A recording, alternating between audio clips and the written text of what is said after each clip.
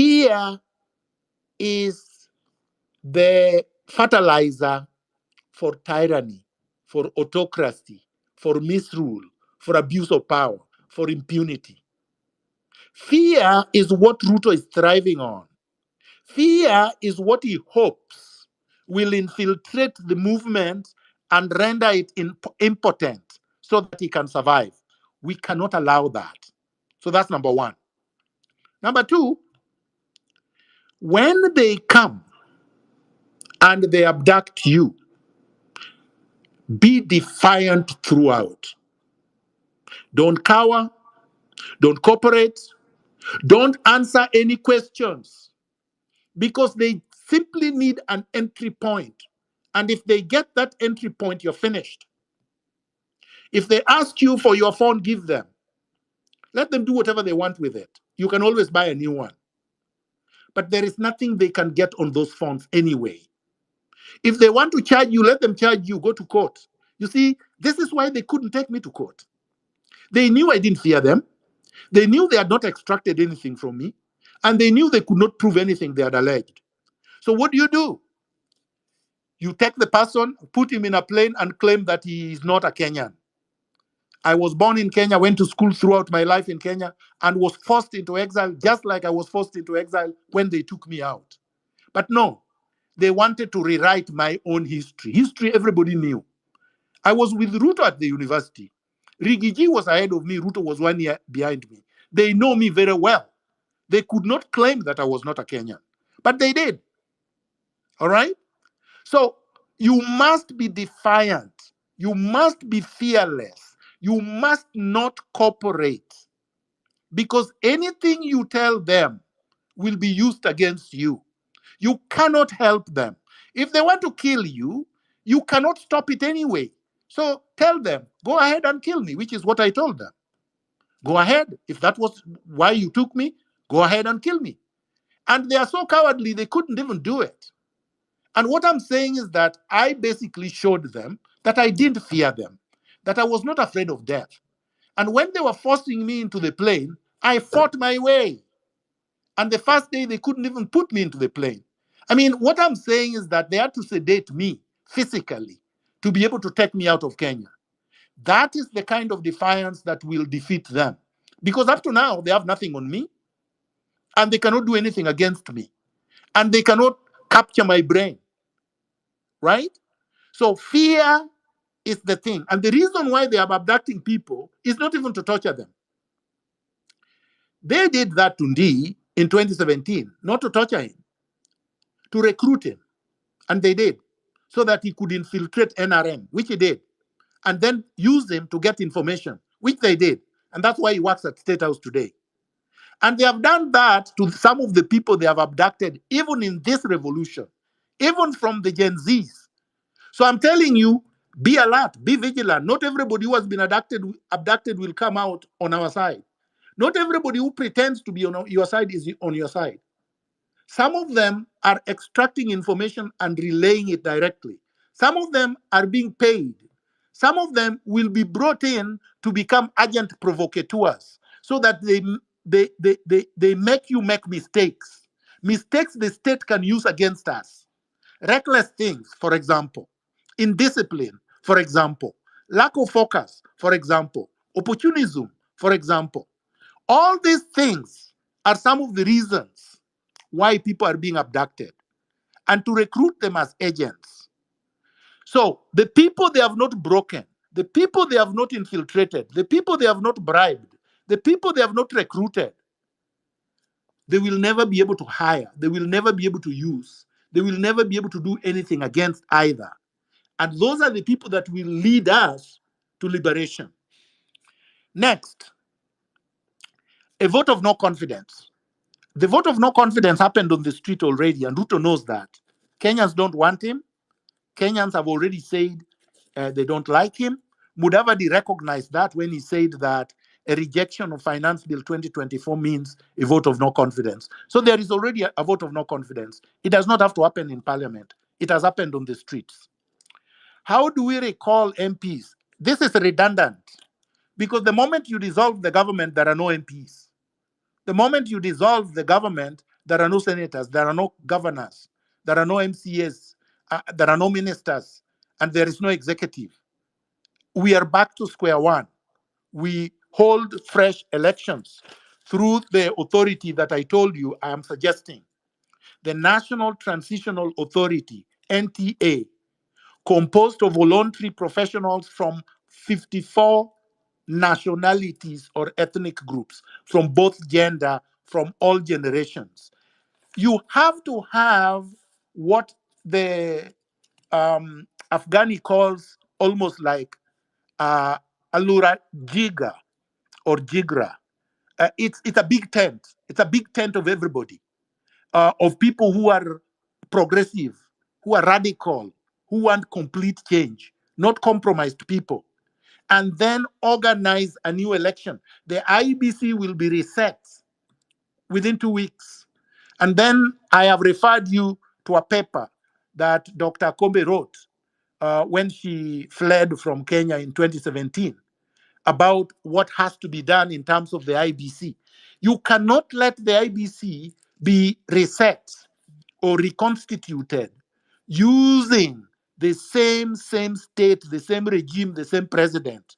He will simply put people that he can control. And then we would have lost it completely. When you go to that thing, that paper that I've already posted on my Twitter handle, pages, I believe it is 7. No, let me see. I have put the page numbers there that you're supposed to look at. And I believe it is 7 to 12, page 7 to 12 of that paper. The next one, Ruto's threats. I agree. The Ruto that was speaking, that called everybody criminals, is the real Ruto, is the one that is abducting. And it is a Ruto that has not learned his lessons. A very weak one, but a very lethal one. And unless you remove him today, we can as well all say that we have lost everything and there was no need for the protest. So, which means we have to hold the mother of all protests that he has ever seen. And then it will be history. Thank you. Thank you so much, Daktari. I have put the post you're talking about on the Jumbotron for everyone to see. Just check up there. So Hillary, yeah, Wanjira, I see your mic is on. Over to you, and then we proceed. Yeah. Thank you. Thank you so much, Maj. Who's coming next? Next was the Way Forward, Be Real, and Esperance, and then Nelson. All right, those three. Then Dr. will respond on the same. But don't ask if you have a way forward. Is also important to chime in, and also remember that the questions that already Dr. has answered, we can go back to them later when we are going through the session. I want to say that 2 minutes the way forward. Go ahead. Okay, thank you very much, and thank you so much, Miguna, Dr. Miguna. It's really inspiring and really good feedback that you're giving to Kenyans. And I would like to start by giving my condolences to the families who lost their life, and also encouraging you guys that who are up for this struggle to keep on fighting. It's for our cause, and it has already shown some results, and we should keep on pushing. It should reach. It would help us to reach to where we want.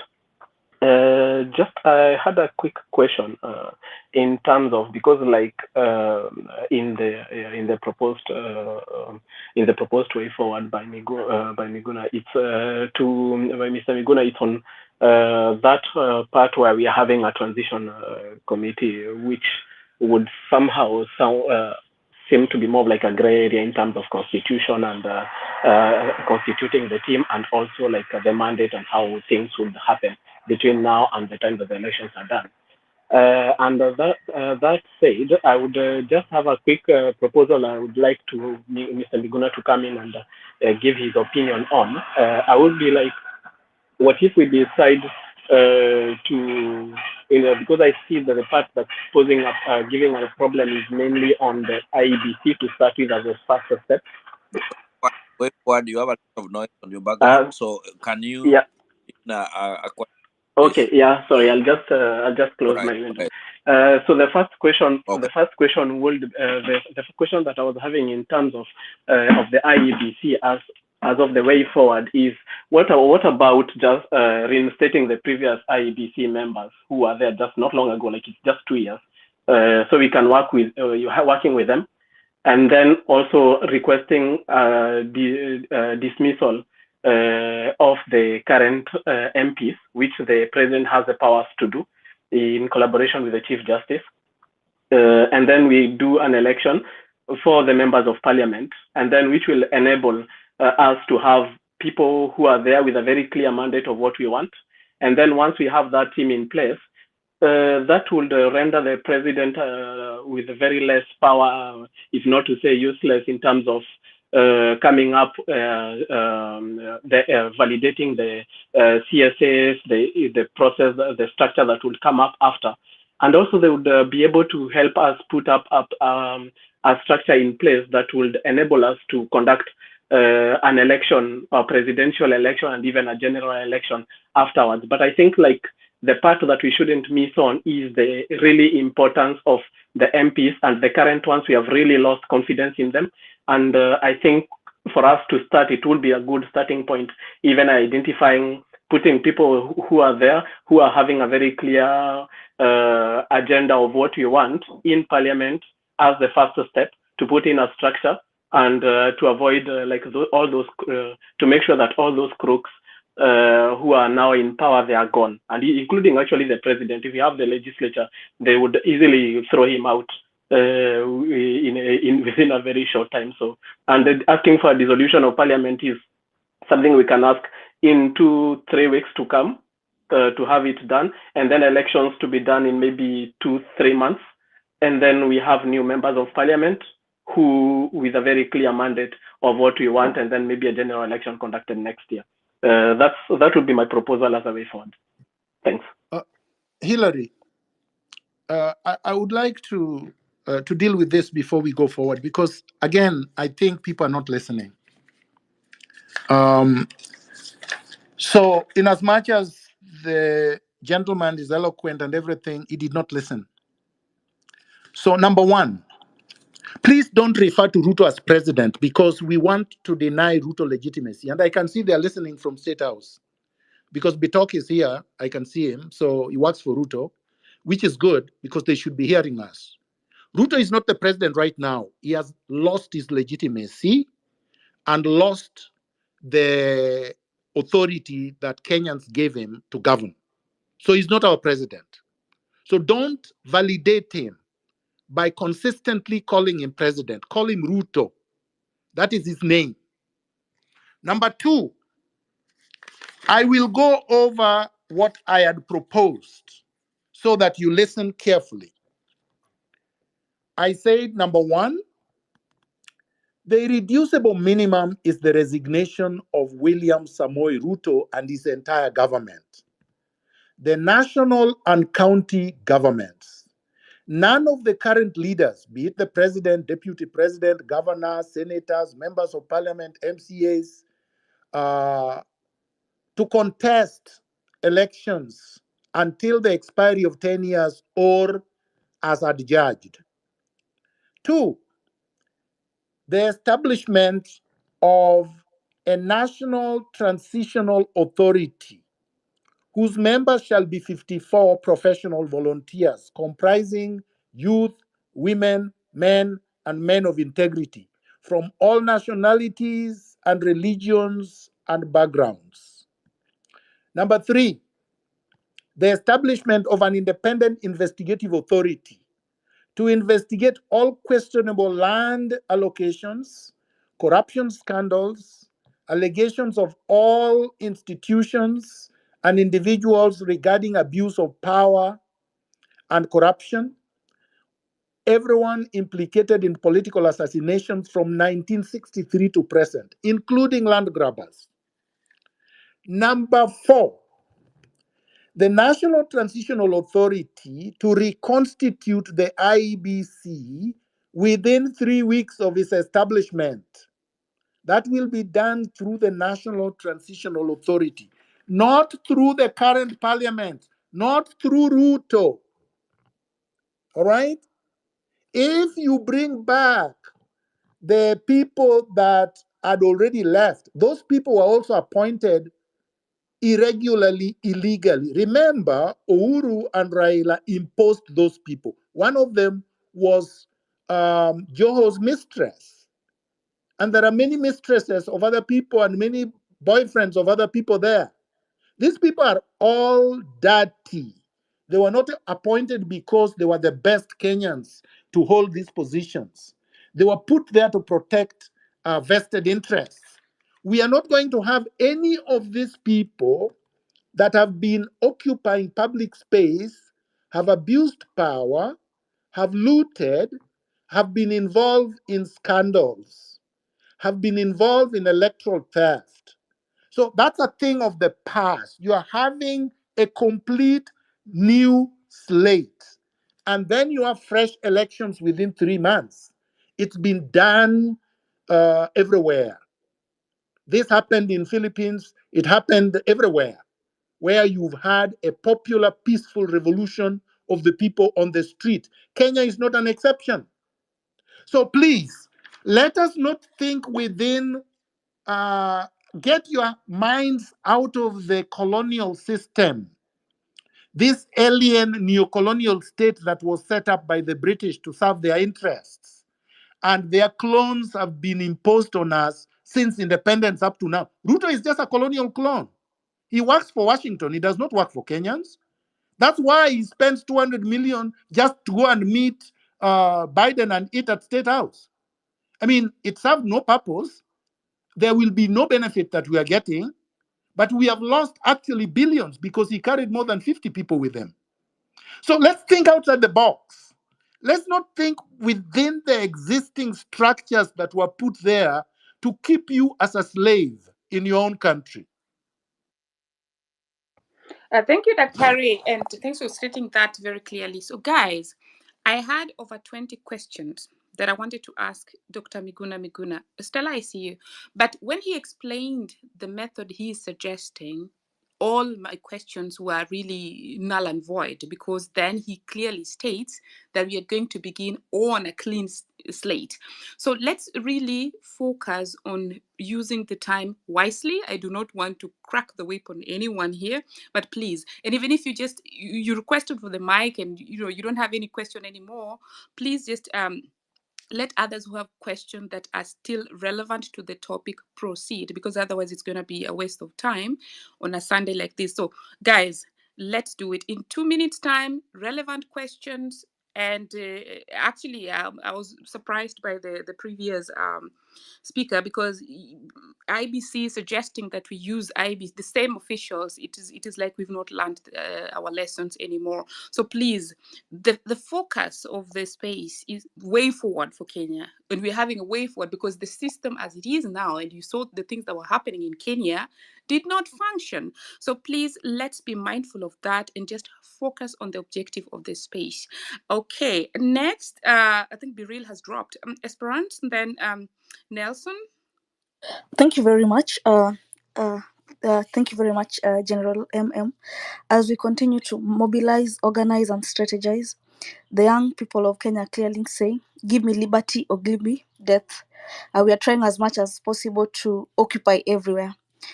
My question are these. I have 3 questions. The third is very basic.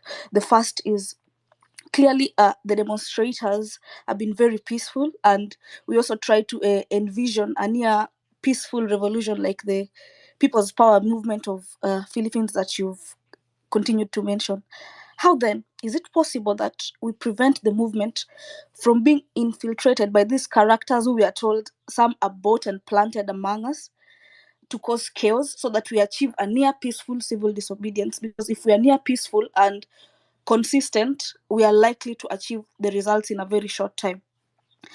So even the second question, as we continue to inject and reject, would you advise at this point that we focus only on occupation, or should we use a multifaceted approach? Multifaceted approach here, I mean, crimes have been committed against humanity. People have been maimed. Other people have lost their lives. Should the whole team focus on picketing, or could we have another wing?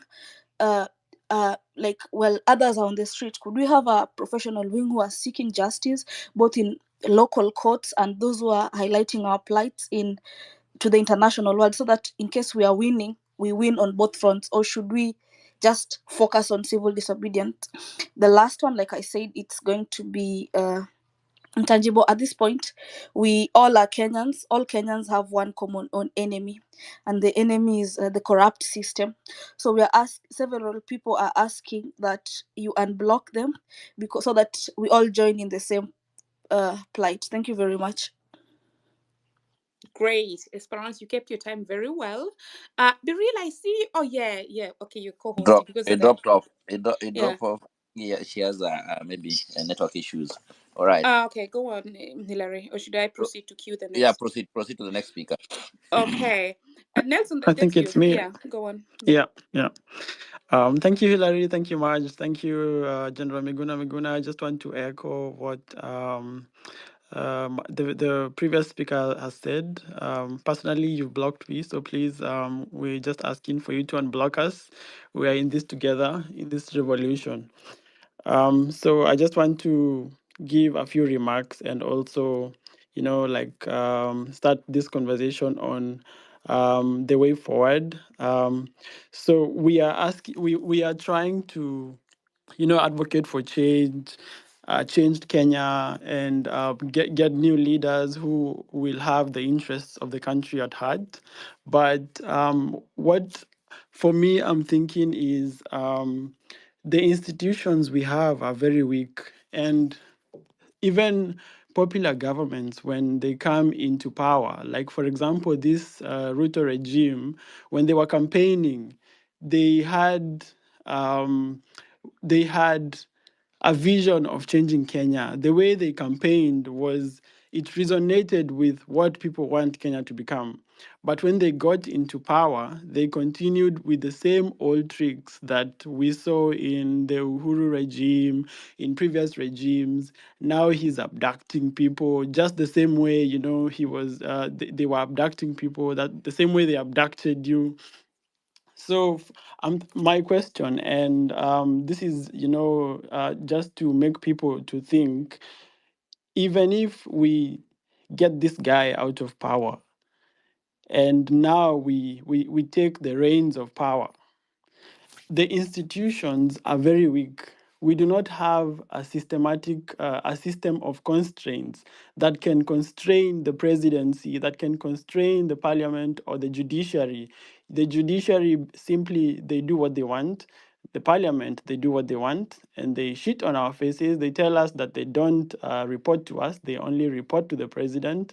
The president himself has no system of constraints. There is nothing that constrains his power. And that's a very big challenge. And when we oust this guy or get him out of power, the other people who will come in, yes, we have, there is this phrase from the Bible. It says, you cannot put um, you cannot put new wine in an old wineskin, because when wine ferments, it expands. And when it expands, if the old wineskin is weak, it will burst. So we have very able, learned, professional people who can run for office, and they can become, the MPs and what have you. But the system, which is now the old wine, the system is broken. The judiciary is broken. The executive is broken. The system of constraints are broken. You can see the NIS, the DCI, as in they only play to the tune of the politicians. The system is completely broken, and it's up to the highest bidder. If you don't have money in Kenya, then forget about it. If you have money, the highest bidder is the one who gets the system to work for them. And this system, if you look at history, is the only differentiator between the countries that made it and became first world countries, and the countries that did not make it and become first world countries. I'm going to give an example of Egypt. Egypt, they had an uprising in 2011 during the Arab uprising, and they ousted Mubarak. When they ousted Mubarak, they were so hopeful that things are gonna get better. Um, was it Mubarak? Okay, they were in Egypt when they ousted their president. This movement, the revolution, was exactly like what we are seeing today in Kenya. But when the government, there was a regime change, because the institutions never changed, there was no institutional change that was effected. Nothing changed. Everything is the same. If you look at Egypt, their currency is bad, the economy is bad, everything is the same. The elites still control the economy, just like in Kenya, a few people control the economy. And if we don't look at it this way, even if we succeed in getting Ruto out of power, but we don't look at institutional change, then I don't think we will get the results that we And want. land. Okay. Dr. Miguna, I Uh, think I'm I done. went off.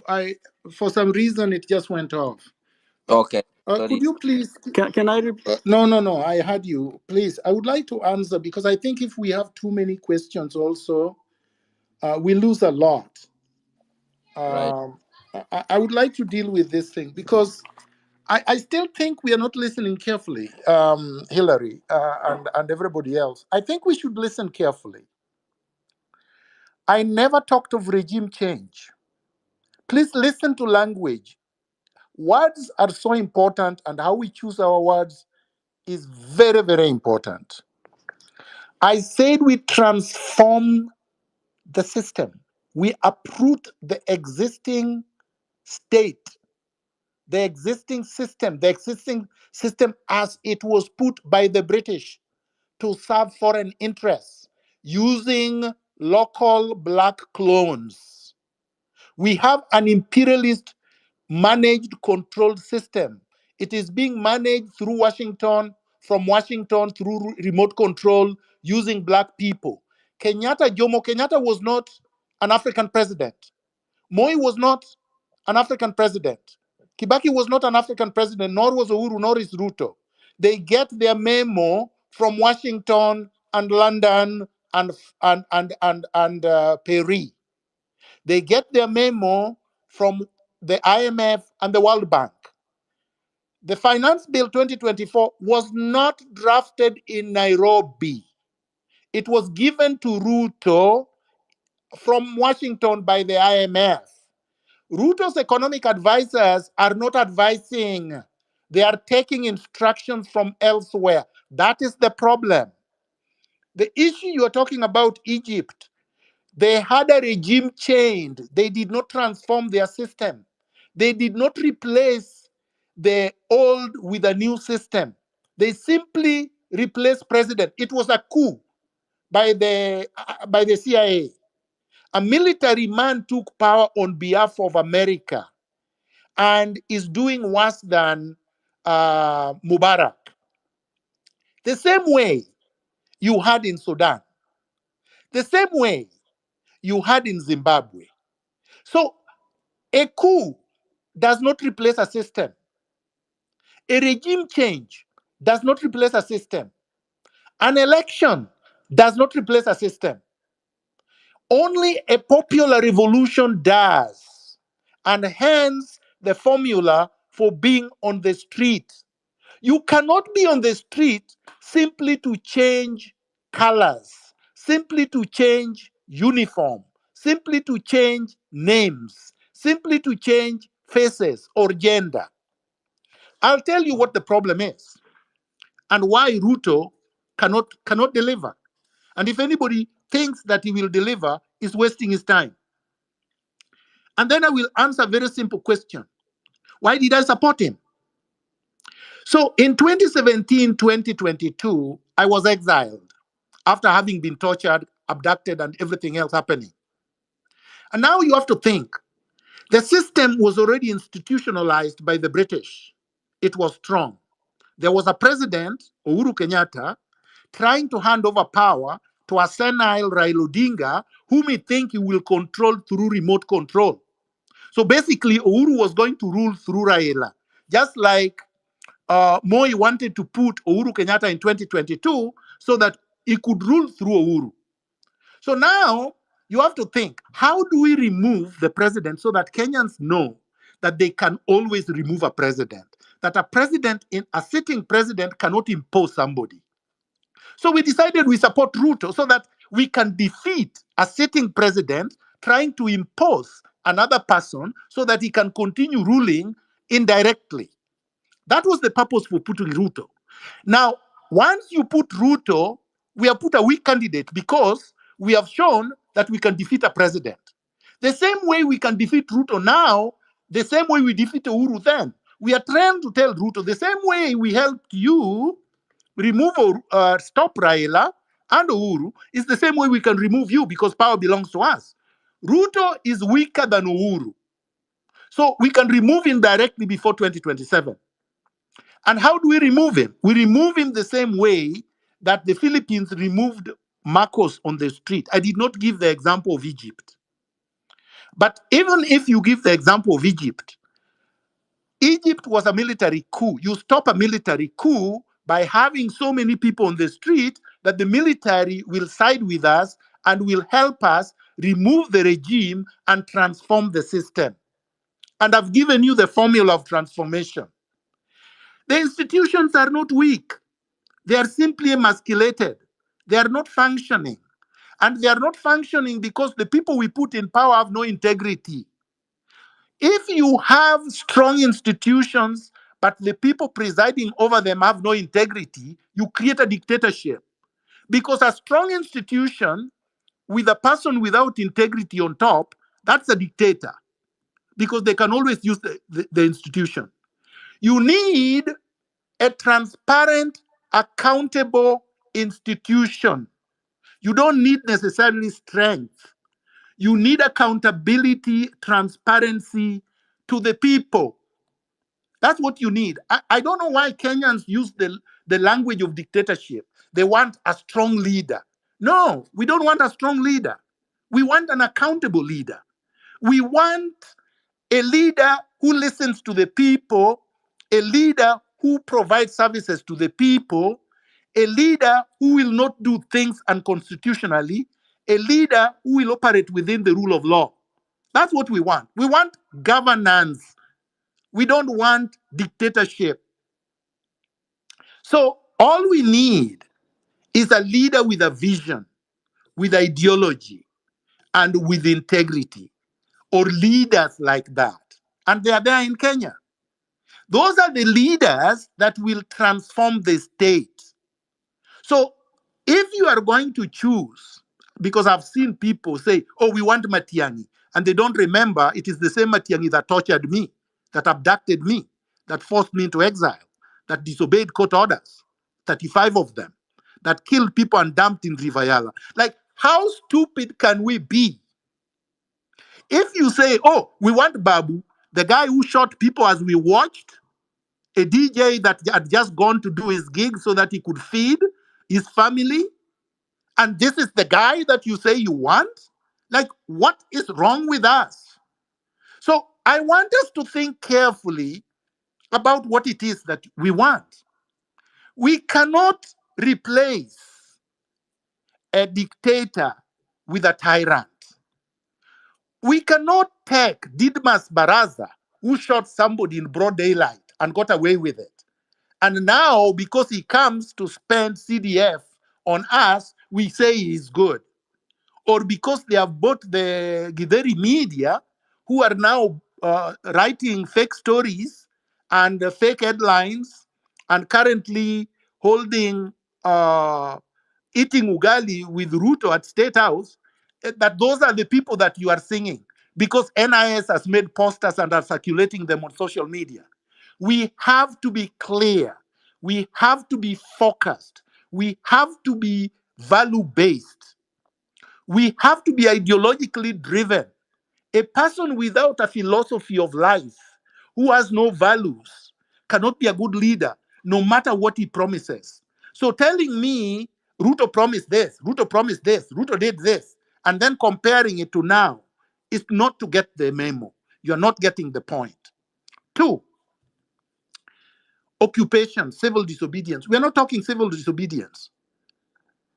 We are talking revolutionary protest that removes a regime and transform a system from an old imperialist clone, neocolonial clone, to a fully liberated African country that is answerable to Africans only, that are answerable to its citizens only, that are answerable to its residents only.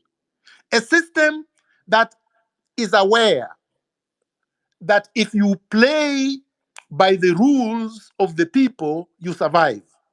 If you betray the people, you are removed, just like they have removed Ruto. This is what I think we have to understand. The entire system has to go. We have to create a fresh new system from down going up, from the foundation. And then there was a statement about infiltration. How do we stop infiltration? You cannot stop infiltration. They will try to infiltrate and they will infiltrate. Just like now they are listening to the space. What you have to do is vigilant, be disciplined, be focused, be analytical, be impervious to being manipulated. Don't be gullible. Don't take anything from them. Don't take money from them. Because I can assure you that even a lot of the donations to the sick, the NIS is giving. To the ones who died, the NIS is giving. We are aware. We know that. They did that when I and others were fighting Moi during the one-party system. They would come, even in the student movement, even in exile. They will join your group. They will even be elected leaders in your group. Then they will be ferreting information to the regime. So we have to be aware they are there. They are actually here. They are here with us. They are publishing posters. They are attending demonstrations with us. But if we are vigilant, because the majority of the people cannot be manipulated because there are too many, and you cannot buy 10 million people, 54 million Kenyans, they will fail. That is the only thing. But to say there will be no infiltration is to be naive. There is no perfect movement. There will be no perfect revolution, just like there is no perfect human being. We will make mistakes. But as long as we achieve the overall goal, we should count ourselves to be on the right path. Thank you so much, Um, Dr. Miguna. Go ahead. Marge, Yes. I would like to just say something. A couple of things that I'm hearing from Dr. Miguna.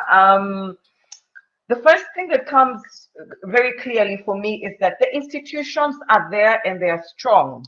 The problem is the personnel. And that is why his idea is to come and clean the entire swamp, take everybody out, because the personnel that we have, that we inherited, the thinking was from 1963. So the personnel is what we need to get rid of. The second thing I'm hearing, and I guess that's why people, including myself, were struggling to hear him, is we're used to listening to all these things within the rule of law and the constitutions and processes and hierarchy of succession. That's where we are still stuck. So Dr. Miguna's argument is very revolutionary, which is not what we are used to. He is saying, take all that out. Focus on Article 1, we the people, that we the people are the ones who donated that power. And we already decided that that power does not exist when we went out and said no to the bill, and we went out in our numbers. And if we can come out in the numbers and peacefully demonstrate peacefully through a revolution, we can get everybody out, cancel the entire system, and start over again with the National Transitional Authority. I think that's what we're all battling. I think, at least for me, and some messages I'm getting, is that we only hear all this within the context of the rule of law as it was defined for us. The third thing I want to say, there's a girl called Esperance, who was in a space yesterday, and she spoke a bit earlier. And I was talking about the power of social media and how the youth and the social media has demonstrated how the game, how the game has changed when it comes to mobilizing people. because we used to think that elections must take 2 years to organize, that it's such a big, complicated thing. I think I would like Esperance to share with us some very powerful statistics that she shared with us yesterday. I don't know whether she's still on the call. She dropped. Because she dropped. Okay, I'm going to look for her. But she really shared some very important statistics that we need to understand. That going now through even choosing our new leaders is not going to be about who has as much money as possible to buy media, to do events. Now it can all be done online, and especially with blockchain and technology, it's a game changer how we're going to mobilize people for elections. That was my submission. You have said it so beautifully, and the Tuesday and Thursday mobilization was not done by money. It's not something Ruto can do. The Correct. demonstrations happening in Kisumu, Migori, Siaya, Mombasa, Garissa, Wajir, everywhere, all over the country. You can't do that from the state. Even NIS cannot do that. People Correct. forget that the military and the police are only 350,000 and we are 54 million. Like, these guys cannot stand us if we stand on the street. Their weapons become absolutely useless in the face of the numbers.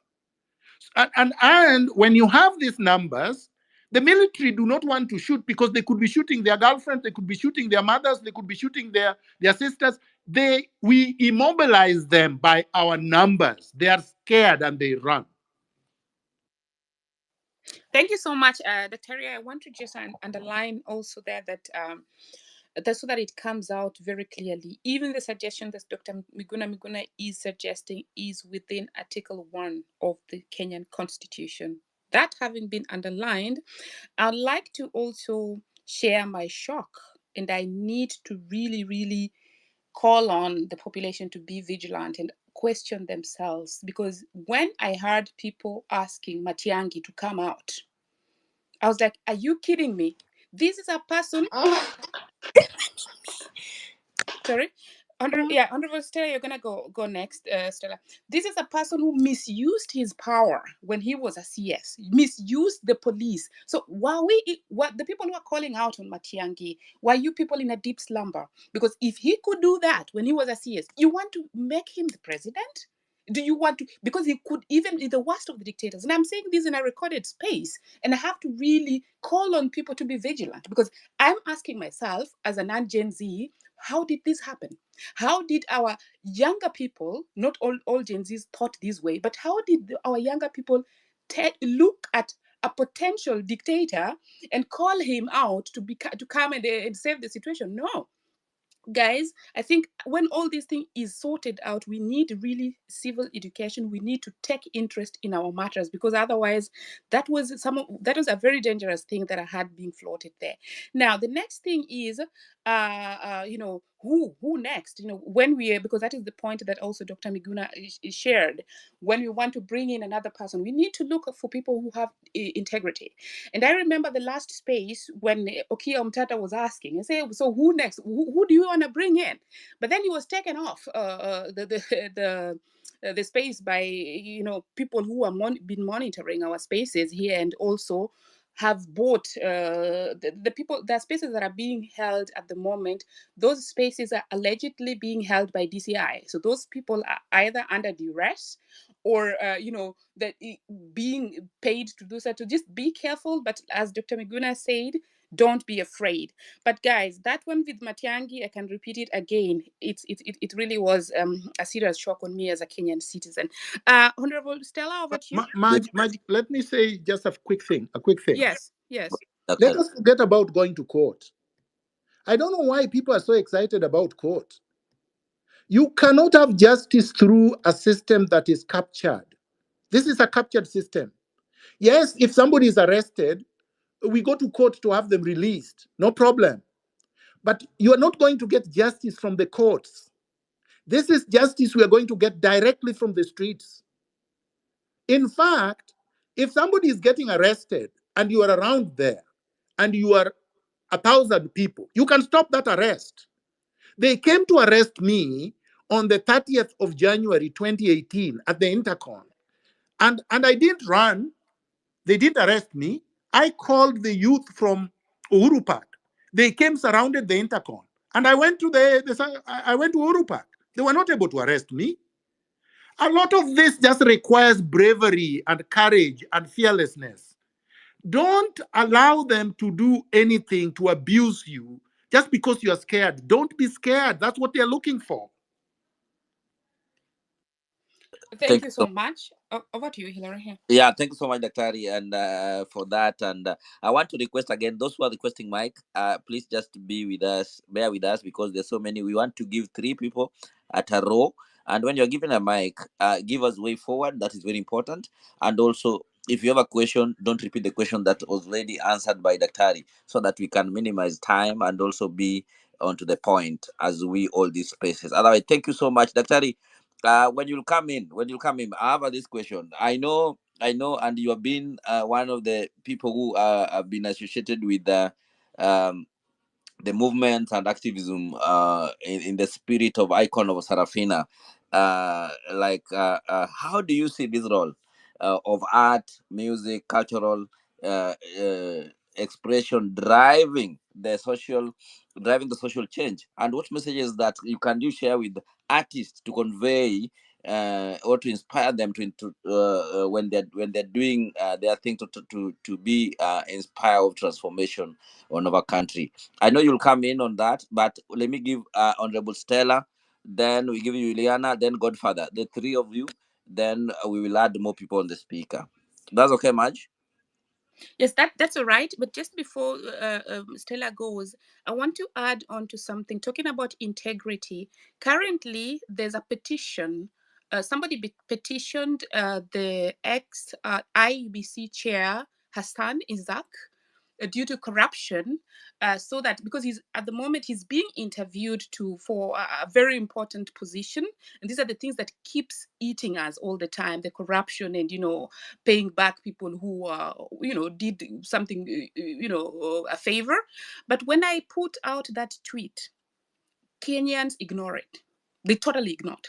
So I think we need to really wake up. When the controller of budget, I hope I'm not using the wrong title here, talked about the number of millions that are missing. Why were all of you silent, if I may ask?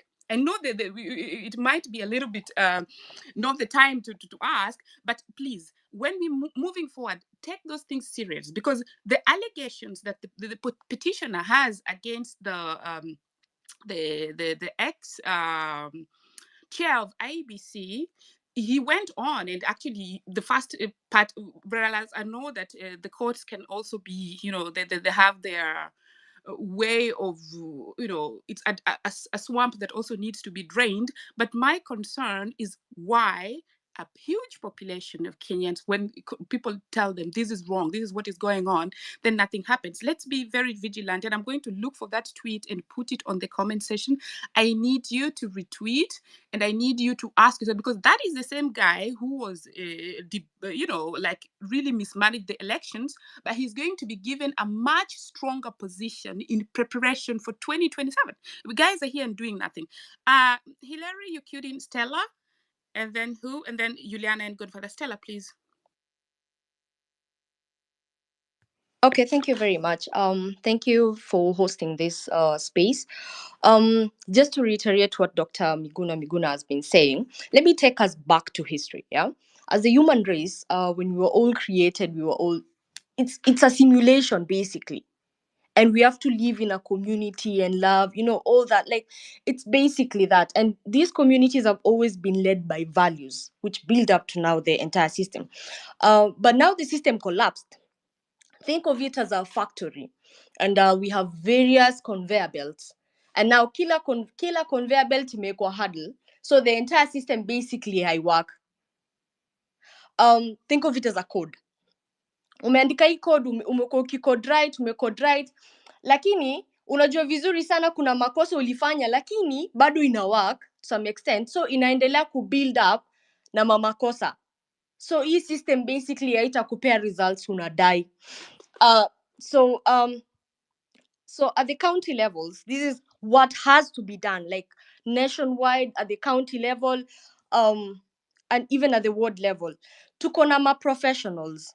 Tunajua kuna wasee vifiti sana wamesoma, wanaelewa vitu za law, kuna madaktari, kuna a professional body enye itakuwa inalidiwa na integrity, transparency na accountability. Tukianza na hiyo, to build up from the ward level, it represent to the sub-county level, iende to the county level and to the national level, then I think tutakuwa tumeanza kusafisha hii system.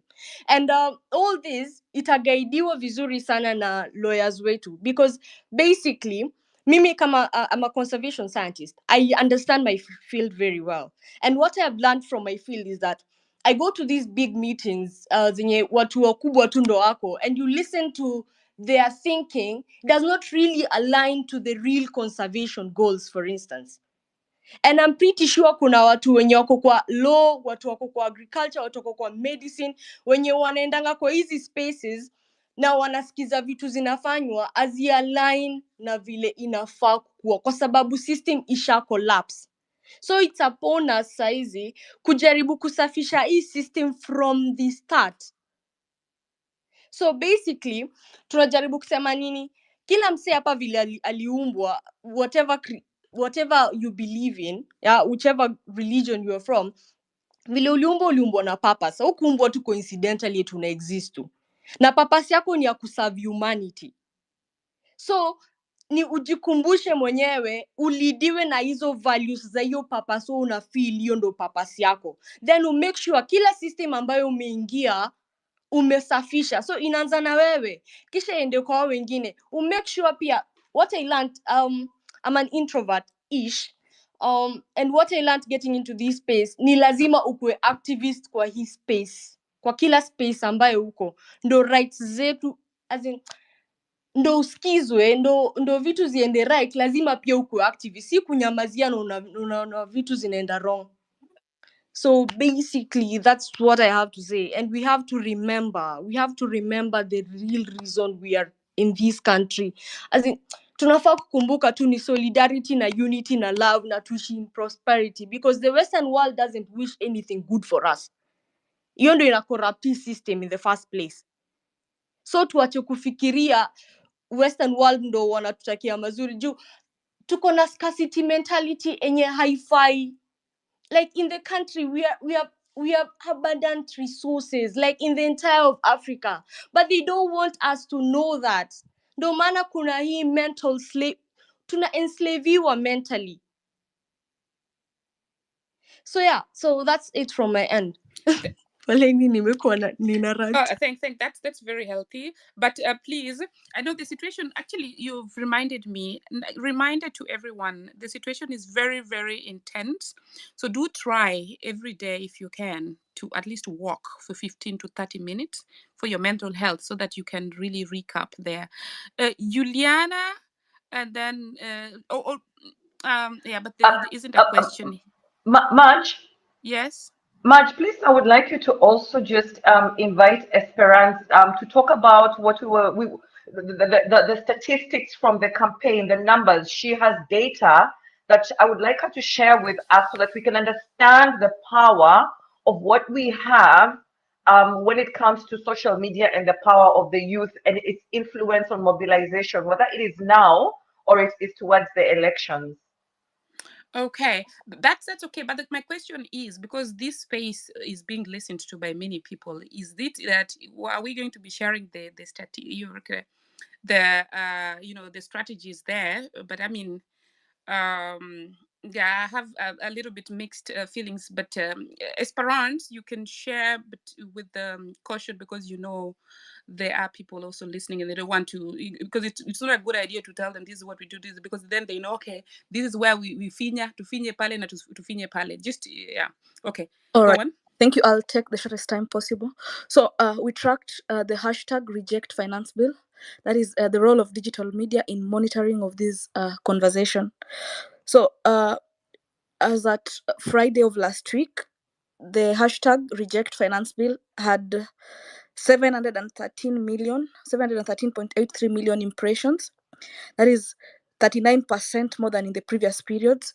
It also had 31.07 million. Out of these interactions, Negative, those who are disgusted were 39.4%, those who are neutral were 38.6%, and those who are positive were 22%. So the tone of the voice, the general tone of the voice in this text was anger, frustration, and determination in protesting against the Finance Bill 2024 and the government's actions towards it. There were calls for resistance, accusations of dictatorship, and a sense of unity among the protesters. So we had a list of activists and influencers leading this conversation. We tracked 10 of them. I'll not share them, but the most important is Miguna made it to number 9. And then we also had one media station making it to among the top 10. I won't share the names of the activists because we know if then it means if these activists are told, they can be gassed up and the conversation can be swayed. So the most popular emojis used displayed a mix of emotions. We had the inject, the needle, we had the viva, the thumbs up sign, we had the Kenyan flag showing patriotism, we had the love, the dustbin sign, fire, and the 100% fine. And then volume of conversation, surprisingly the UK was missing in the top 10. Kenya was number 1 with 50.45%. The United States was number 2 at 34%. We had Tanzania, we had the Philippines, we had Belgium, Indonesia, Netherlands, Spain, Switzerland, and Sweden. It means the world over is listening to this conversation and they're participating. Could be Kenyans, those areas, or just the world sharing that conversation. That's how powerful this movement is. And then while the UK missed in the list of the top 10 mentioned, it does rank number 10 with some of the most negative sentiments. We had Kenya at number 1, the US, Tanzania, Philippines, Indonesia, Belgium, the Netherlands, Spain, Switzerland, and the UK. What's the sentiment score in the president? We looked at the mentions of William Ruto and Zakayo. We didn't track any other names. The positive was only 18.7%, neutral was 23.9%, and negative were 57.3%. That is, the impressions were 310 million. Out of the 310.92 million impressions, the negative were 57.3%, and the interactions were 4.78%. Comments about the presidents are notably more negative than those on the bill. So people are more negative on the president than on the bill. So if the president's advisors here are listening, that is something you want to think about. So this is computed against 5 million interactions, looking at the mentions of William Ruto and Zakayo. Why am I sharing this data to each and every one of us? That tells you that we all have a role to play. If you're not in the ground, your share it's impacting something, the reaction you are creating, and each and everything you're doing. That tells you how powerful social media is in this movement. And going forward, social media is a tool that any other person who wants to go for public office or any other thing, you have to take it seriously. Thank you very much, Mad. Allow me to drop. Thanks so much. And yeah, that's a very impressive statistics there. So as we proceed, Juliana and then Lee. And there's somebody from China. I'm so sorry he dropped because of the time zone, and it's so sad because China. I think he was staying. So anyway, let me try to inbox him if I can come back. Juliana and then Lee. Okay, thank you so much for this space, Hilary and Matt. And good evening, or good evening, Dr. Miguna. I'm a Ugandan citizen, and as you know, Museveni is the biggest colonial and imperialist administrator in the region. And when Kenya sneezes, we catch cold, and a lot of young Ugandans have been inspired by what's happening in Kenya. However, there is almost a psychological hold on young Ugandans that they cannot replicate what's happening in Kenya, and I think they can. So really, I wanted to ask you about regional solidarity and how you think the Kenyan protests can actually inspire Ugandans to challenge Museveni's regime, and what role that regional solidarity can play in the struggle for change in our region going forward. The other thing that Museveni bangs on and on at Ugandans is the East African community, and how do you think that those the protests might influence the democratic reforms in the entire region, because we are all going through, from listening to Kenyans, we're all going more or less through the same situation. In Uganda, it's worse because we've had the same dictator for 40 years and there seems to be no end to it. And then finally, the impact on our community, on the East African region. How might these protests moving forward influence, our community and political activism? I wanted to ask about what you think the long-term political implications will be for our region, and what message really do you have for Ugandans? Because we are so impressed by the resilience of Kenyan youth, and then the solidarity that has been displayed by professional lawyers, doctors, etc., etc. So how do we actually ensure that the virus that's sweeping through Kenya catches Uganda, and we remove this monstrous man after 40 years? Thank you so much. That's all. I'll drop now, Madge. Thank you. Thanks, Juliana. Probably we add Lee's questions, and then Dr. Ray can take the two questions from the two speakers. Lee, over to you. No, my question was answered. I just had a comment. So maybe Dr. Ari could answer the question, then I'll come in with my comment after, if that's okay. Okay, that's all right. Dr. Miguna?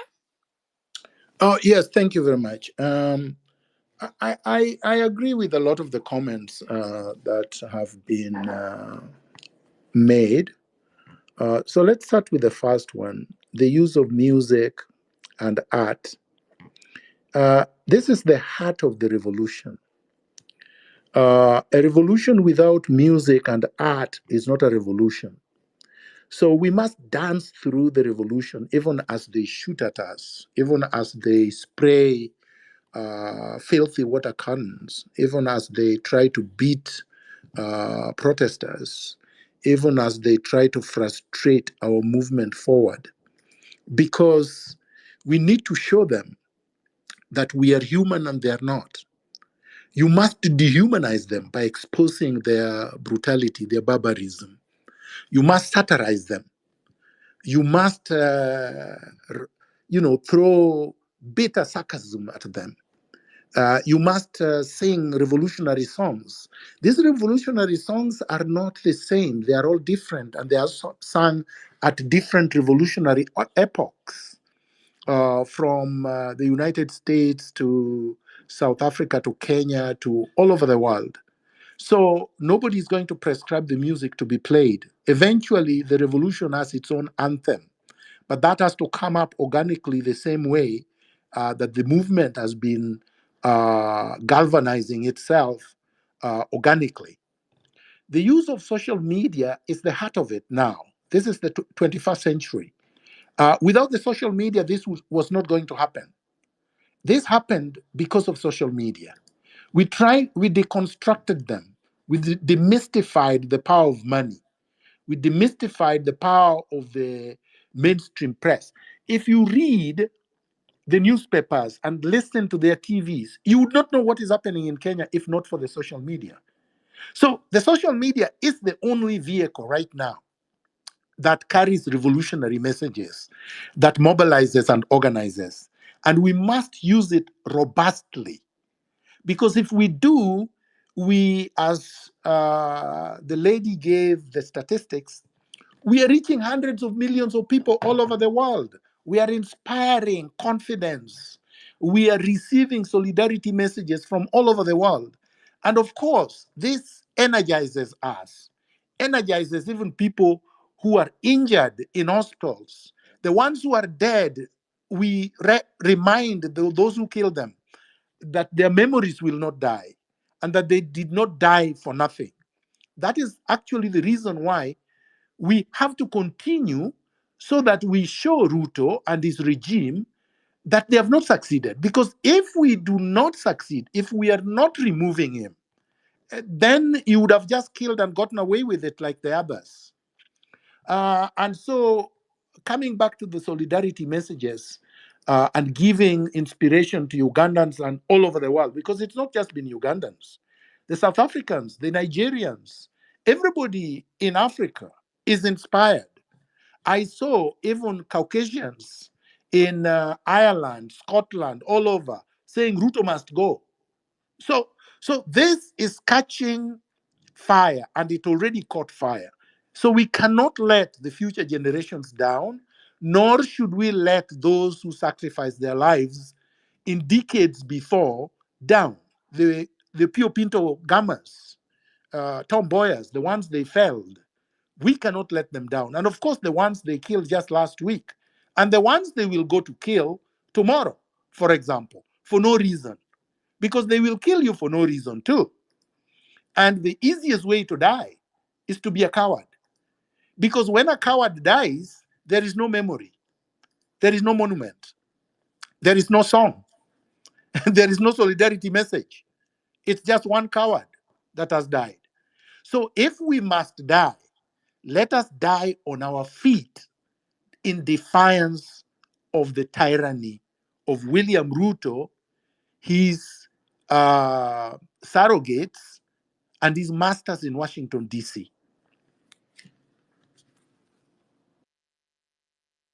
Thank you so much for that. Okay, Lee, and then the Godfather, and then I'll give the mic to Hillary. Go. Thank you so much, Daktari, for that. I know Daktari has 30 minutes to go. So if we keep it short, also will be good because we've been here more than 2.5 hours. And we still have a lot of requests. And we have a lot of messages, more than 2,000 messages, Marge, that we'll respond to. I know I will share with Daktari later so that he can respond because this conversation today is not the last one, but these are a start of all the beginning of the conversation. We'll have a conversation as we move ahead. So, Godfather, go ahead. You say Godfather, then who? Lee, and then Godfather. Okay. And yeah. Just sorry, Marge. Before I dropped, can you hear me? Before I dropped, Yes. when I was helping you for hosting, there was Miriam. She's been on the mic for quite a while. And then I just wanted to add up, before Godfather goes, Miriam. And then I just wanted to add on to what Marge said. We don't want characters with questionable characters. Those people that their hands are smeared. I really back you on Matiangi. I was shocked as well. And we don't need such characters in our lineage. We don't need any. We need everyone. So if anyone that is We are not hearing everything you are saying. Yeah. That's a coming and tampering. Can sharing. you please leave and come back? Leave and come back. And then if you're having both okay, I'll text you on what to do. I don't want to, I know DCI is listening. Hello, DCI there. Leave, and then no, you said Miriam should go first. Yeah, Miriam, kindly. She's been there Miriam and for then a Lee. while. Okay, fine. Yeah. Thank you. Thanks a lot, Birial. Now, I have a question for Miguna, Dr. Miguna. During Uhuru's presidency, there's a time that he alluded to the fact that Kenya loses 2 billion shillings to corruption every day. So after the end of that statement, he said, "Unataka nifanye nini? You know, what do you want me to do?" My question to you, Dr. Miguna, is do you think that there are too many presidential constraints when it comes to our current constitution?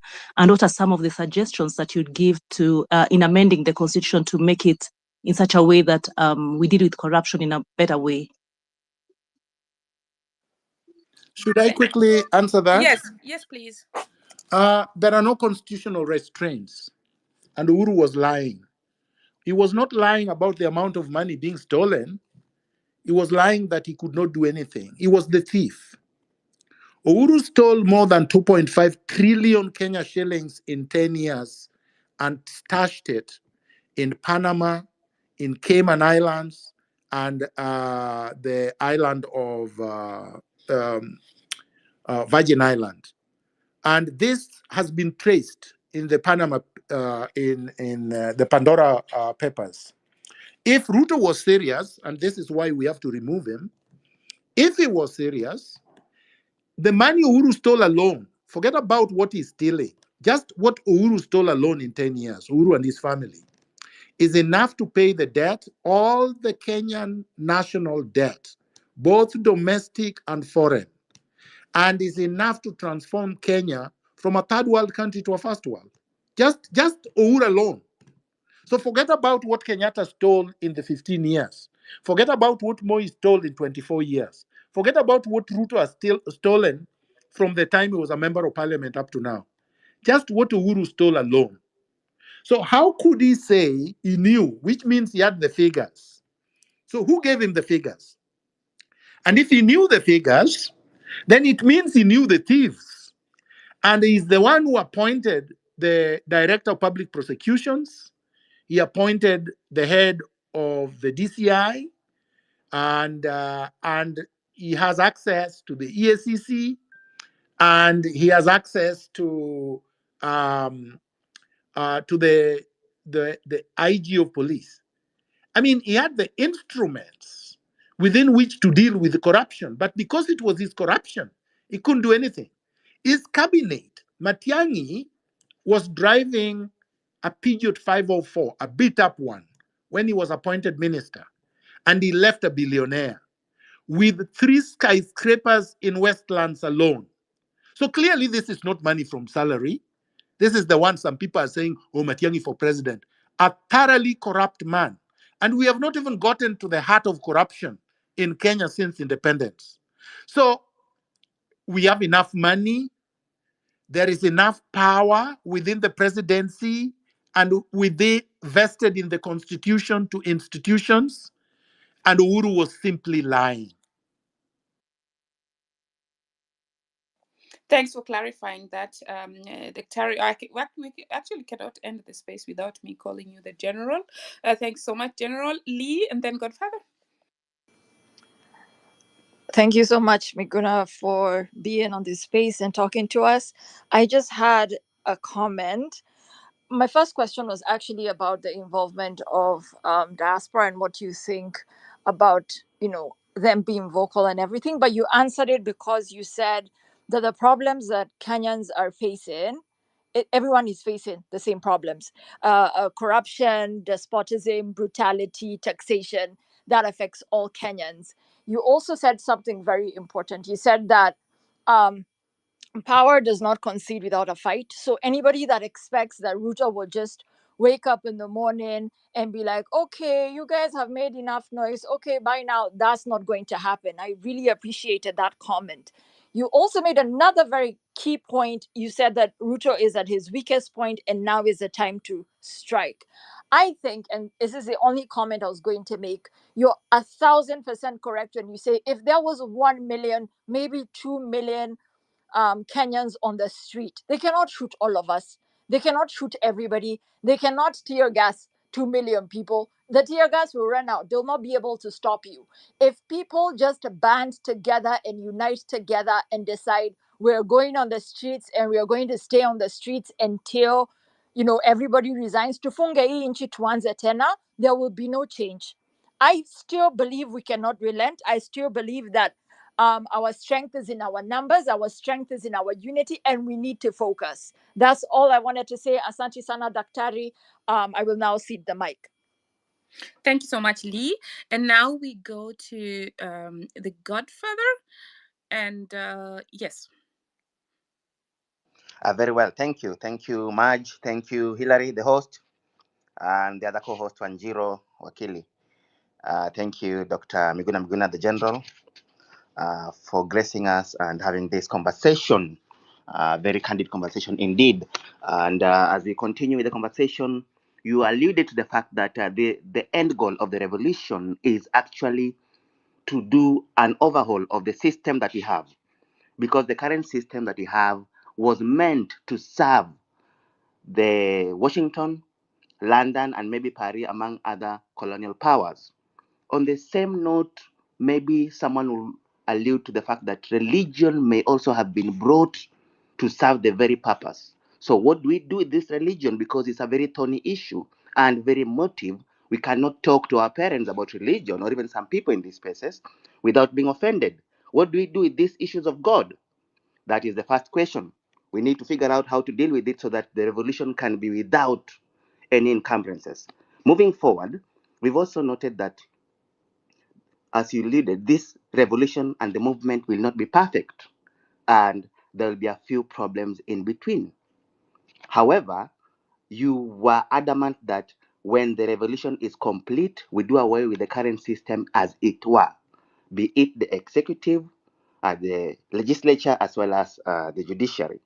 What do we do with those who are in the system? However, their only mistake is that they're in the system, but they may not be as bad as the system, since we are already agree that the system, as it were, is not perfect.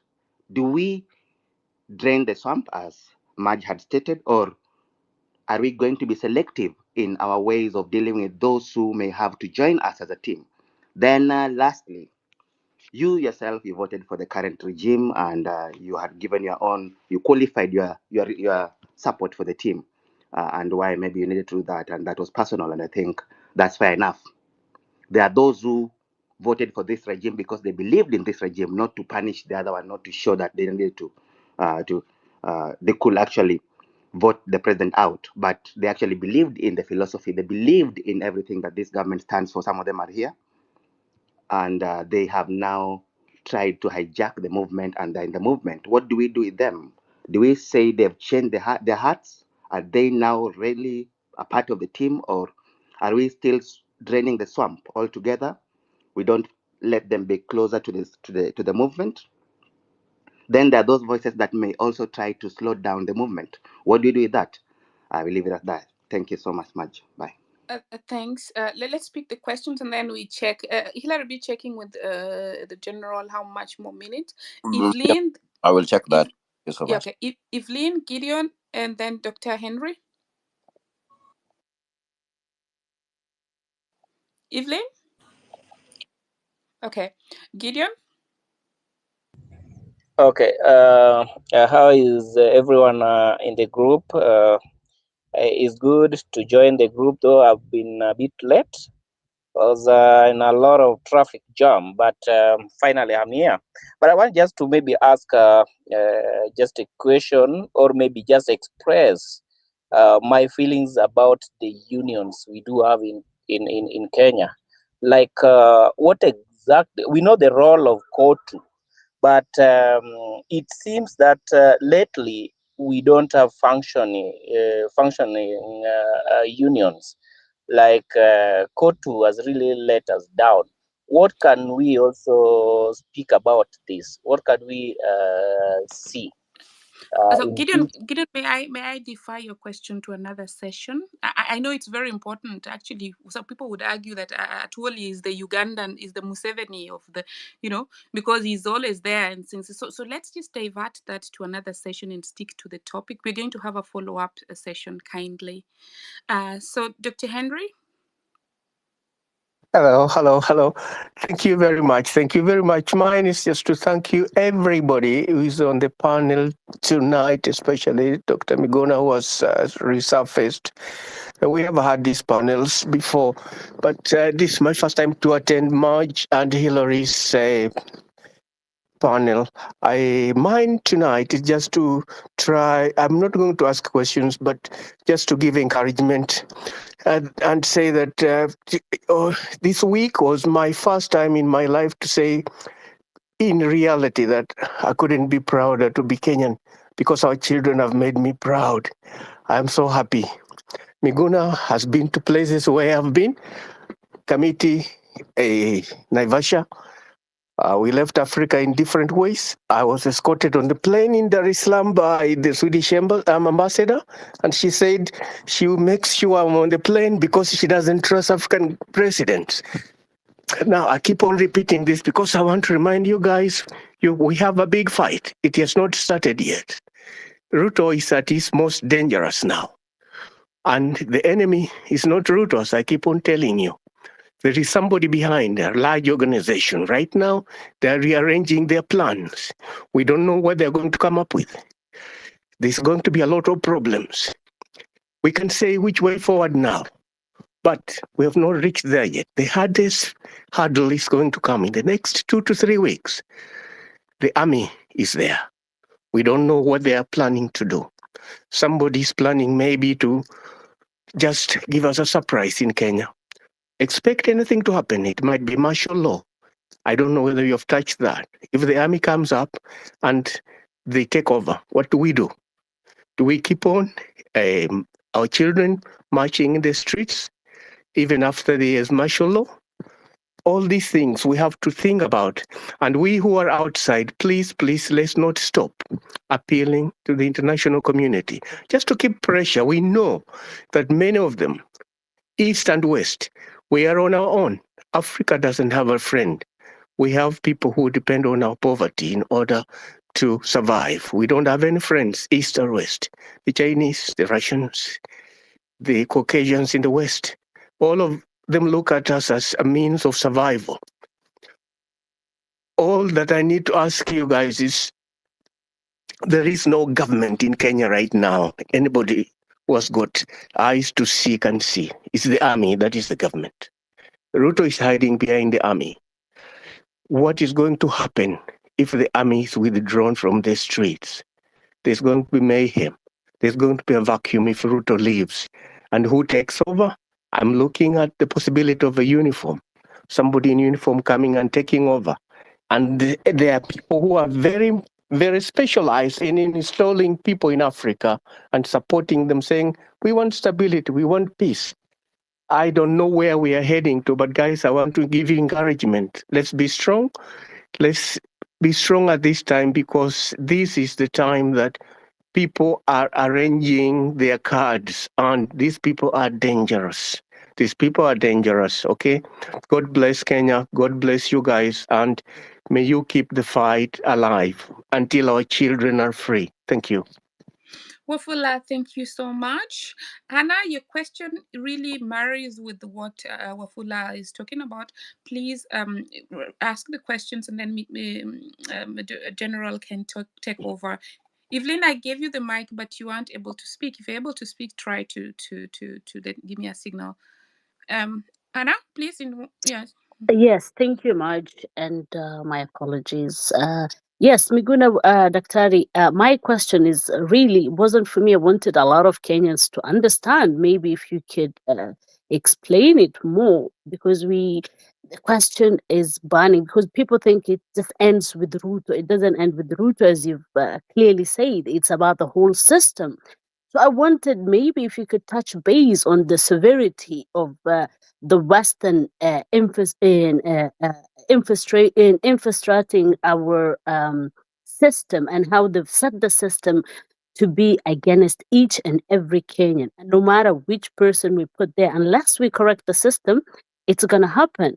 And for instance, how worse it's getting after each and every person is elected, it seems their system gets worse and worse. And where we are now, some people might think it's a good thing that even if Ruto goes, but Kenya has become their non-NATO member allied to America.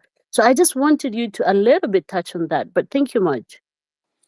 Thanks, Anna. And before Dr. goes, I would like to, because when we're trying to amplify messages, sometimes, it's the numbers. So do continue building a network, follow each other, follow the host, the co-host, the speakers, look left and right and follow each other.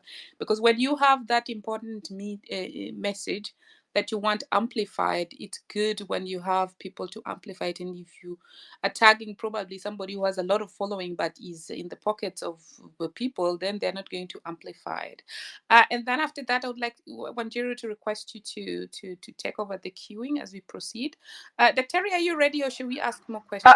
Marge, just one quick one before we proceed, and it's a quick question for the general.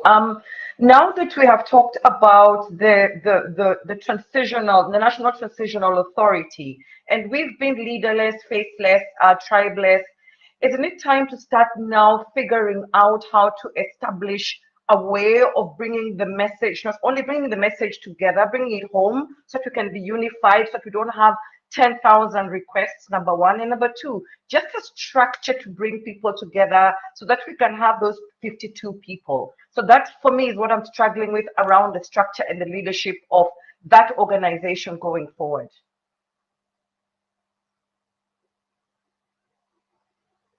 Okay. Thank you. Thank you. In 1979, I was in Form 1 in Onjiko Secondary School in Kisumu County. There was a military overthrow in Ghana by a captain called Jerry John Rawlings. He was a very junior officer in the army. He had been arrested and put in jail. And the junior military officers and the country rose up and went and released him from jail, and they overthrew the government that was in power. And when Jerry Rawlings was asked how he managed to do it, being a very junior officer, and it was just a day before he was hanged, and he said, Ghana is like a small room, basically a tinderbox, with gas everywhere. And all that was needed was one person to take a matchbox and strike the matchbox and throw in that little fire in the matchbox, and the whole thing explodes. And that is how he managed to take power. Kenya is exactly in the same state that Ghana was in 1979. Kenya is a small room with gases everywhere, inflammable substances everywhere. And the beauty with our situation is that the person who threw the matchbox is not a guy sitting in jail. It's actually a guy sitting at State House. Sitting at State House. Who is that? Who is that? Who's doing? Okay, somebody had their mic open. Terry, just a moment. I think that was Joe. No, I'm gonna mute. There's somebody who had their mic open. I think they're recording also in parallel. Yeah, and then because that's not gonna work. Anyway, so the person who threw the match, the fire, the little flame of fire, is actually William Samoei Ruto. When we told him withdraw Finance Bill 2024 given to you by IMF, he said, I'm not going to withdraw it. And he sent his goons like David D to insult us, telling us, oh, all you are Twitter activists. Politics is a contact sport. So the Gen Digital Zs, wankers. excuse me. So the Gen Zs had him, and they say, okay, you think we who are tweeting, who are reading, who are on social media are not human beings. We are going to teach you a lesson. So the rest, as they say, is history. But the point is, we cannot turn back. It's too late, even for Ruto. It's too late for everybody. He has to go. I want to reinforce the point that right now we cannot let Ruto stay in power, because it means we are going to give him a license to come for all of you and send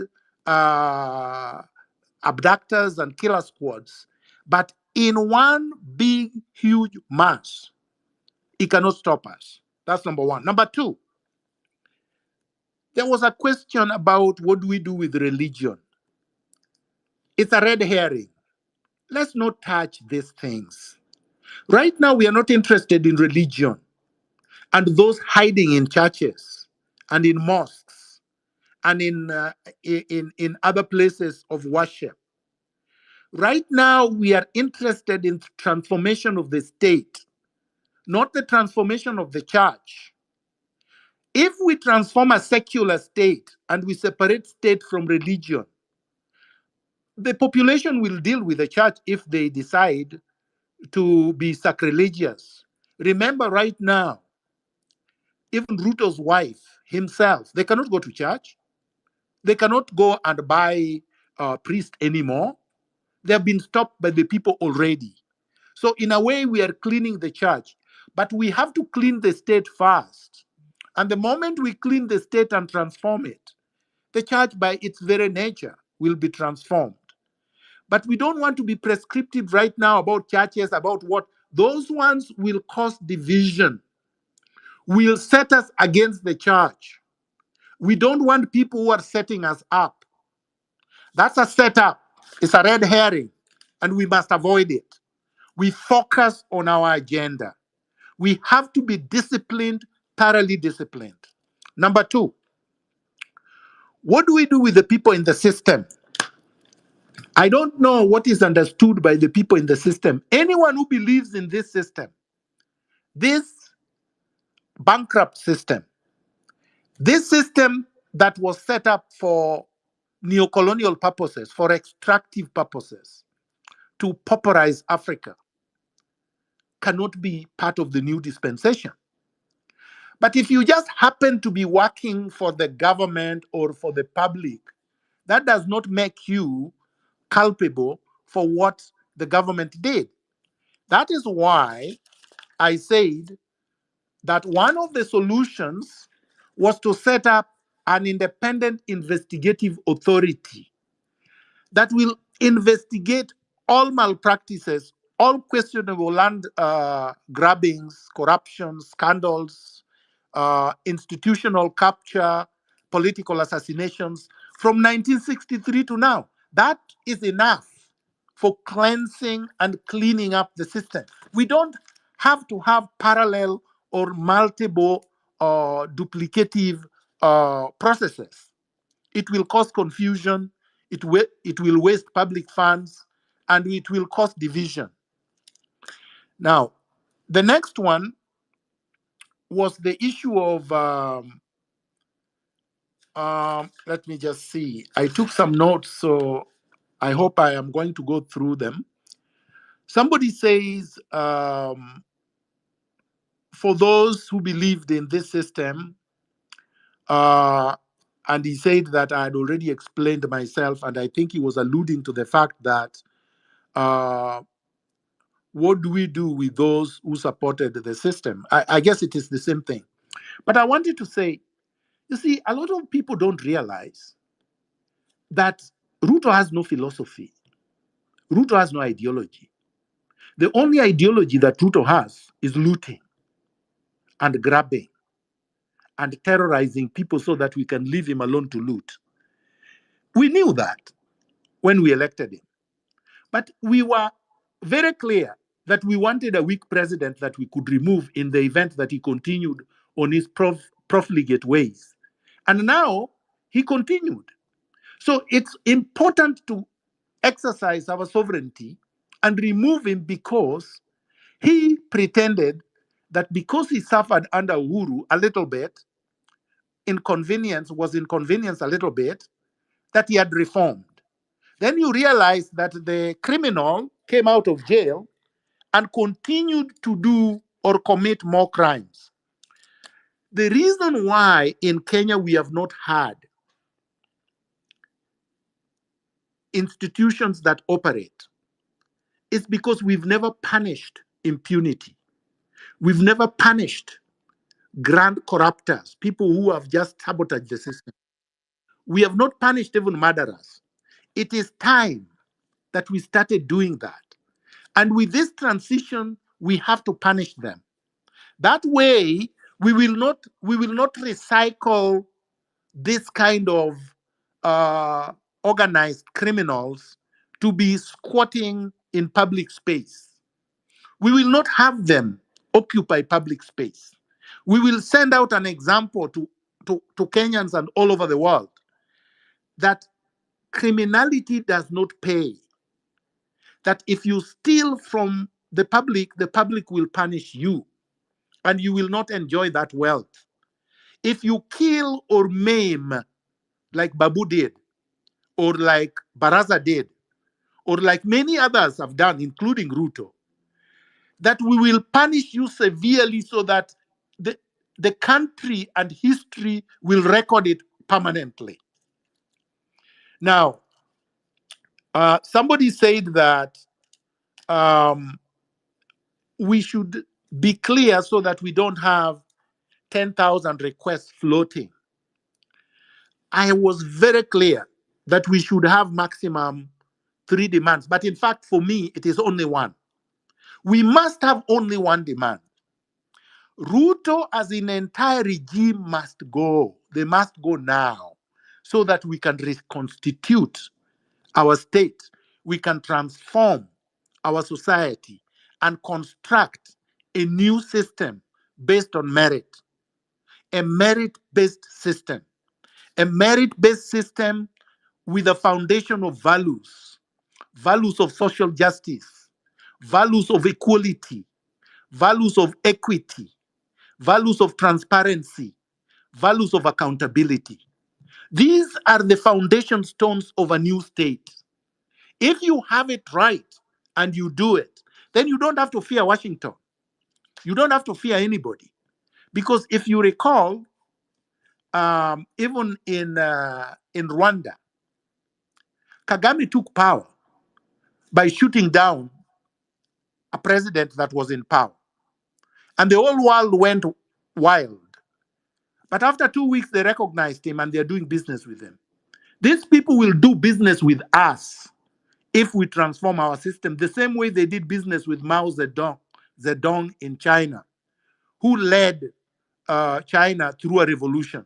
The same way they did business with everybody else, including Sankara, even though they planned for his assassination later. And if you recall, if you have a leader with integrity, who is a revolutionary, who is committed to transforming the system, Sankara managed to turn Upper Volta, now Burkina Faso, into a food secure country in 4 years. He was only in his 30s. We can do it. Thank you so much, Dr. Very much. Yes, over to you, Yeah, thank you so much, Hilary. Daktari, for that response. I've seen Willis Wakil. Willis, will give you a mic to say also your views on this. Daktari, can you confirm for me that how many minutes do we have? Then we round up. I think that it is 2:23. Why don't we have another Can, 30 can, can, minutes and then can we hear can from wrap it can up? we hear from can we Wait, hear from wait, Willis, wait. Hillary? Yeah, no worries, no worries. Well, that's what I'm asking, I Daktari. say 30 minutes. 30 minutes All right, thank you for so much. me. At the top of the hour, we are closing. Dr. I request 35 minutes for us to close it at the top of the hour. That will be good with us. Thank you so much for that. And guys, let us keep it the conversation going on. And this just at the beginning of the conversation. Dr. will be with us all the time to make sure that we push these things forward, and we know that we realize the reality of it at the end of the day. I think the conversation is good, and we are at top of the hour. And I can give the way forward. I know when he will do his last submission, he's gonna give a clear direction of the committee that he was talking about and how to constitute it. I know he talked about the 54 tribes in Kenya, so that we can have 54 representative according to them communities that we have around, but also we want to have a clear way forward so that we have a proper conversation going forward. But I think the clear direction is that the current regime must go. I think that's the way we're going. Willis, go ahead, then Narendri, then Nani Maj. Peter, could you please probably after Willis, then Peter, because he has something All right. he's doing, and then we go to Narendra. Yeah, Willis, over to you. Yeah. Thank you very much, Madam Chair. First, let me thank General for hosting this space and coming out.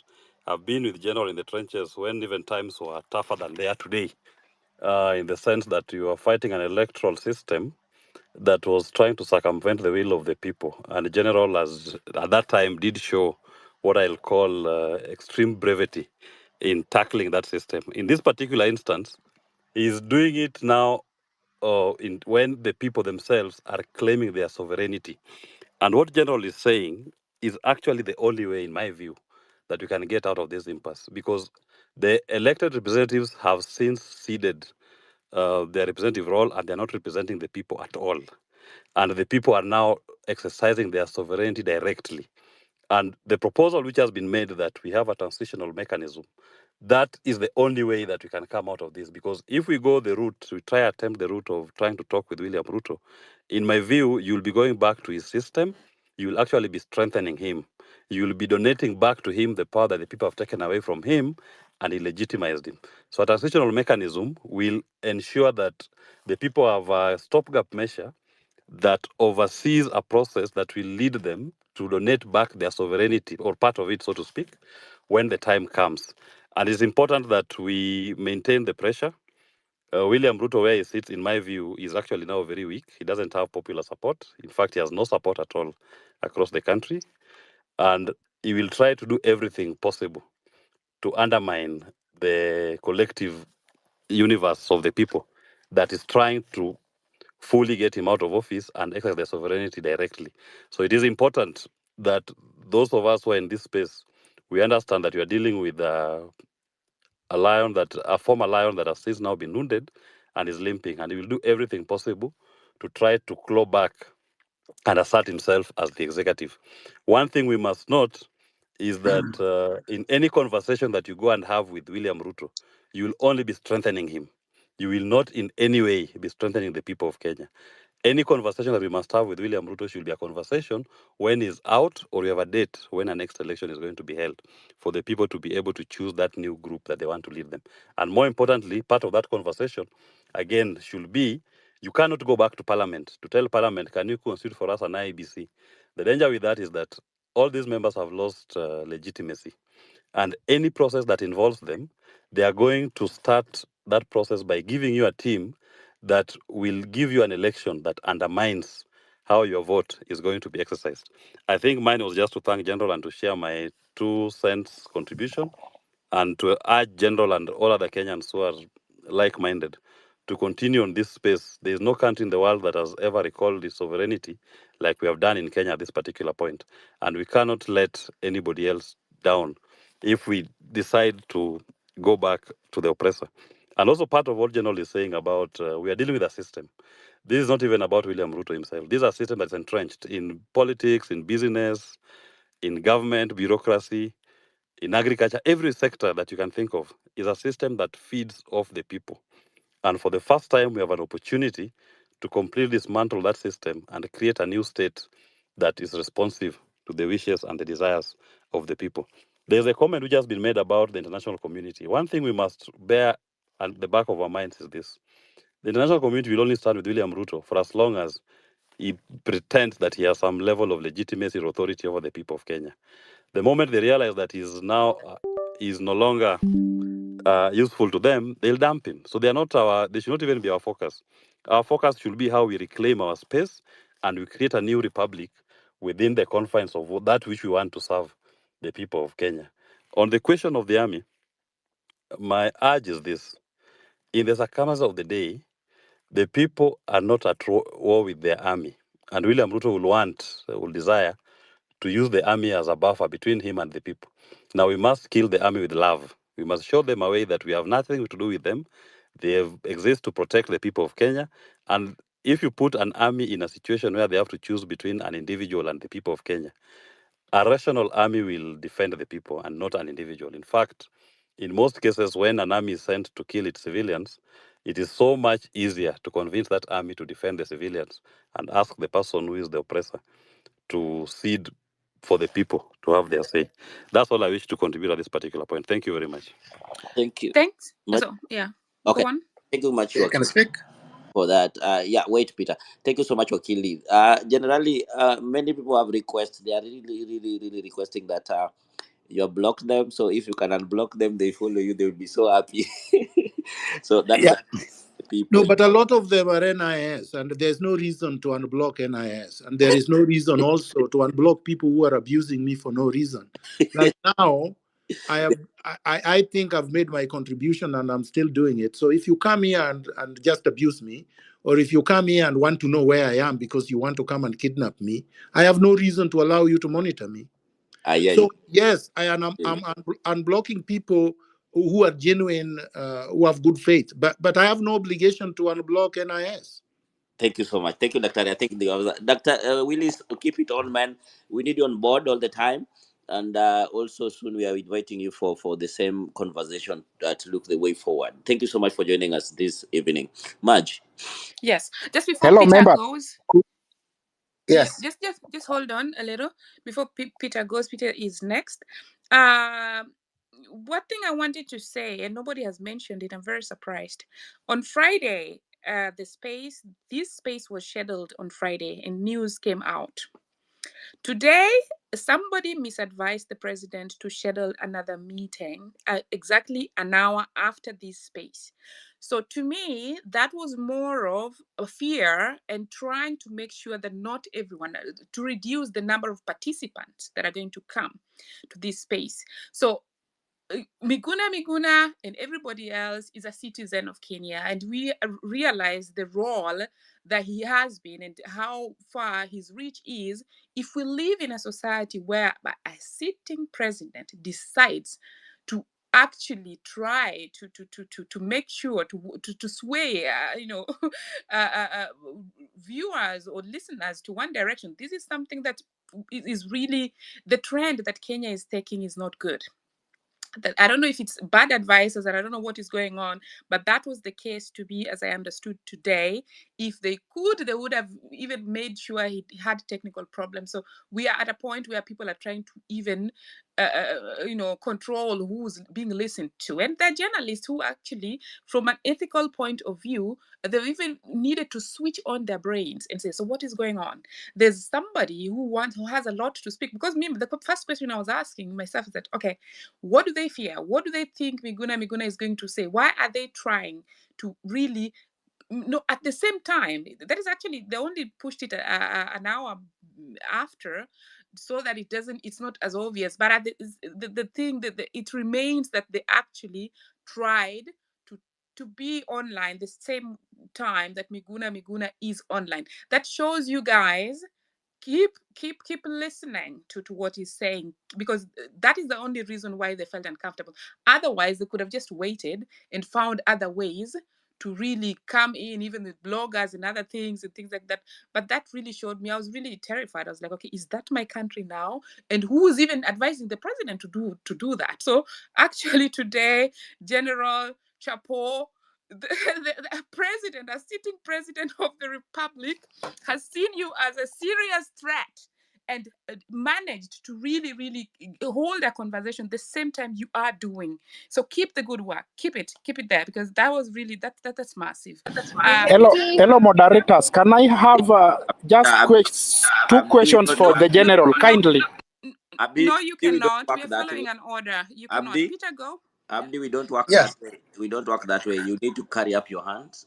That's number one. That's number one rule. That was not Abdi. No, it was not Abdi. It was Tom Thank you. Mboya, but Okay. he's muted. Okay, So, Peter, Makori, let's go. Yeah. Peter, go ahead.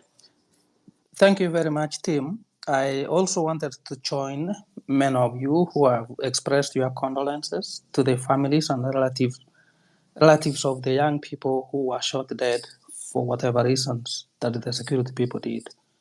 I wanted to say that I'm very excited by the the decision by the young people of Kenya to oppose a regime which has gone rogue. William Ruto is very cunning, and I am very happy that for the last few days I've stayed late into the night to watch social media, which I've seen many industrious young people coming out very strongly to dare this system that we are not afraid of you and we want you out. That's very good, and I urge you on. What I wanted to say is that the Arab Spring of 2012, I think, I may be wrong, but I think it was around 2012, where just civilians like all of you here and all of us went into the streets and removed dictatorial governments from the Arab nations. And social media is a very strong, very powerful tool. I wanted to say that just as much you remarked about the potential of the former IBC member, or rather chairman, Mr. Isaac Hassan, likely to be appointed a court of appeal in Kenya, is something that's very, very disturbing, because when we saw his application being approved by the JSC to be interviewed for the position of Court of Appeal, something that came to our minds was this person was named in the chicken gate that had some of the directors who were bribing IBC people jailed in London. But Isaka Hassan, Davis Chilchil, Ken Nyaundi, Gladys Sholay, who participated, and others who participated in the scam were let scot-free even when the government of London or Britain provided evidence linking these people to the corruption. Having said that, the amount of corruption which is happening across Kenya's counties, and I think that's where I'm going to mention and stop, is mind-boggling.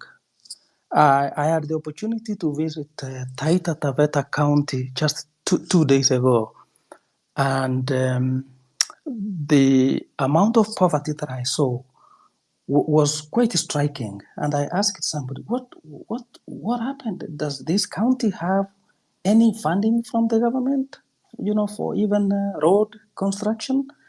Then somebody said, yes, there was a former governor and who was a former journalist, looted the county dry, and when somebody initiated to have him charged with the looting, he quickly made friendship with Raila Odinga. And then later on, he was embraced by Uhuru Kenyatta, and everything collapsed. He has been left scot-free. So as we agitate for the removal of this whole system, please bear in mind that all the counties, or most of the counties across Kenya, are riddled with a lot of corruption of unimaginable proportions. You remember the former governor in Western, I think, who came back and he had been mentioned in a lot of theft of public money. Busia governor, former governor, who had stolen a lot of money and he was arrested and charged, but the case has gone into the freezers. So keep the fight. We support you.